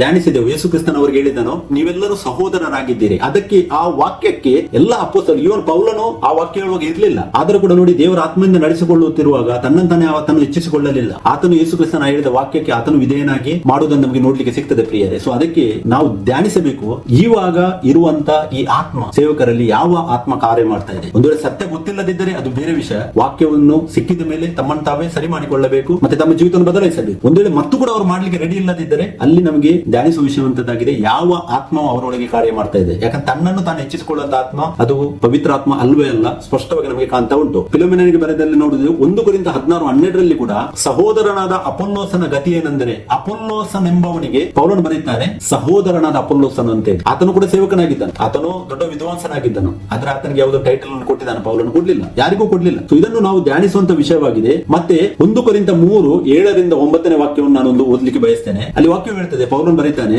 ನೆಡುವವನಾಗಲಿ ನೀರು ಒಯ್ಯುವವನಾಗಲಿ ವಿಶೇಷನಾದವನಲ್ಲ, ಬೆಳೆಸುವ ದೇವರೇ ವಿಶೇಷನಾದವನು. ಅಂದರೆ ಸುವಾರ್ತೆ ಕೊಡುವವನು ಮತ್ತೆ ಪೋಷಣೆ ಮಾಡುವವನು ಇಬ್ಬರು ಒಂದೇ ಆಗಿದ್ದಾರೆ, ಯಾರು ದೊಡ್ಡವರಲ್ಲ ದೇವರ ರಾಜ್ಯದಲ್ಲಿ. ಸೇವೆ ಮಾತ್ರ, ಆ ಸೇವೆಗೆ ಪ್ರತಿಫಲ ಯಾವಾಗ ಸಿಗ್ತದೆ ನಮಗೆ? ಯೇಸು ಕ್ರಿಸ್ತನ ಪ್ರತ್ಯಕ್ಷನಾದಾಗ 2 ತಿಮೋತಿ 4:7-8 ವಾಕ್ಯದಲ್ಲಿ ಪೌಲನು ಏನ್ ಹೇಳಿದ್ದಾನೆ? ನಾನು ಶ್ರೇಷ್ಠ ಹೋರಾಟವನ್ನು ಮಾಡಿದ್ದೇನೆ, ನನ್ನ ಓಟವನ್ನು ಕಡೆಗಣಿಸಿದ್ದೇನೆ, ನನ್ನ ಕೆಲಸವನ್ನು ನಾನು ಪೂರ್ತಿ ಮಾಡಿದ್ದೇನೆ, ಆ ಮುಕ್ಕುಟವು ಅಂತ ಹೇಳ್ತಾನೆ. ಆತನು ಆ ದಿನದಲ್ಲಿ ನನಗೆ ಇಟ್ಟಿದ್ದ ಮುಕ್ಕುಟವನ್ನು ಕ್ರಿಸ್ತನ ಕೊಡುವನು ಅಂತ ಹೇಳಿದ್ದಾನೆ. ನೋಡಿ ಪ್ರಿಯರೇ, ನಮಗೆ ಮುಕ್ಕುಟ ಬೇಕು ಈ ಲೋಕದ ಜೀವಿತ ಕಳೆದ ಮೇಲೆ. ಯಾಕೆ ನಿತ್ಯ ಜೀವಕ್ಕೆ ದೇವರು ಹೊಸ ಒಡಂಬಡಿಕೆಯಲ್ಲಿ ಏನೆಲ್ಲ ಮುಕ್ಕುಟವನ್ನು ಇಟ್ಟಿದ್ದಾನೆ ಅದೆಲ್ಲ ನಿತ್ಯ ಜೀವಕ್ಕಾಗಿ ಆಗಿದೆ. ಈ ಲೋಕದಲ್ಲಿ ಅಲ್ಲ. ಈಗಿನ ಜನರು ಬೋಧನೆ ಮಾಡುವುದು ಈ ಲೋಕದಲ್ಲಿ ಯಾವ ವಿಷಯಗಳನ್ನ, ಈ ಲೋಕಕ್ಕೆ ಅಲ್ಲ, ಈ ಲೋಕಕ್ಕಾಗಿ ಅಲ್ಲ. ಈ ಲೋಕದಲ್ಲಿ ಕಷ್ಟ ಉಂಟು ಅಂತೇಳಿ ಯೋಹಾನ 16:33 ಯೇಸು ಸ್ವತಃ ಹೇಳಿದ್ದಾರೆ, ಈ ಲೋಕದಲ್ಲಿ ನಿಮಗೆ ಕಷ್ಟ ಉಂಟು, ಧೈರ್ಯವಾಗಿರಿ, ಯಾಕಂದ್ರೆ ನಾನು ಲೋಕ ಜಯಿಸಿದ್ದೇನೆ ಅಂತ ಆತನು ಹೇಳಿದ್ದಾನೆ. ಸೊ ಅದಕ್ಕೆ ಧ್ಯಾನಿಸುವ ವಿಷಯವನ್ನು ಸ್ಪಷ್ಟವಾಗಿ ನಾವು ಇಲ್ಲಿ ನೋಡಬೇಕಾದಂತ ವಿಷಯವಾಗಿದೆ. ನೆಡುವವನಾಗಲಿ ನೀರು ಒಯ್ಯುವವನಾಗಲಿ ವಿಶೇಷವಾದವನಲ್ಲ, ಬೆಳೆಸುವ ದೇವರ ವಿಶೇಷವಾದವನು. ಮತ್ತೆ ನೆಡುವವನು ನೀರು ಒಯ್ಯುವವನು ಒಂದೇ ಆಗಿದ್ದಾರೆ,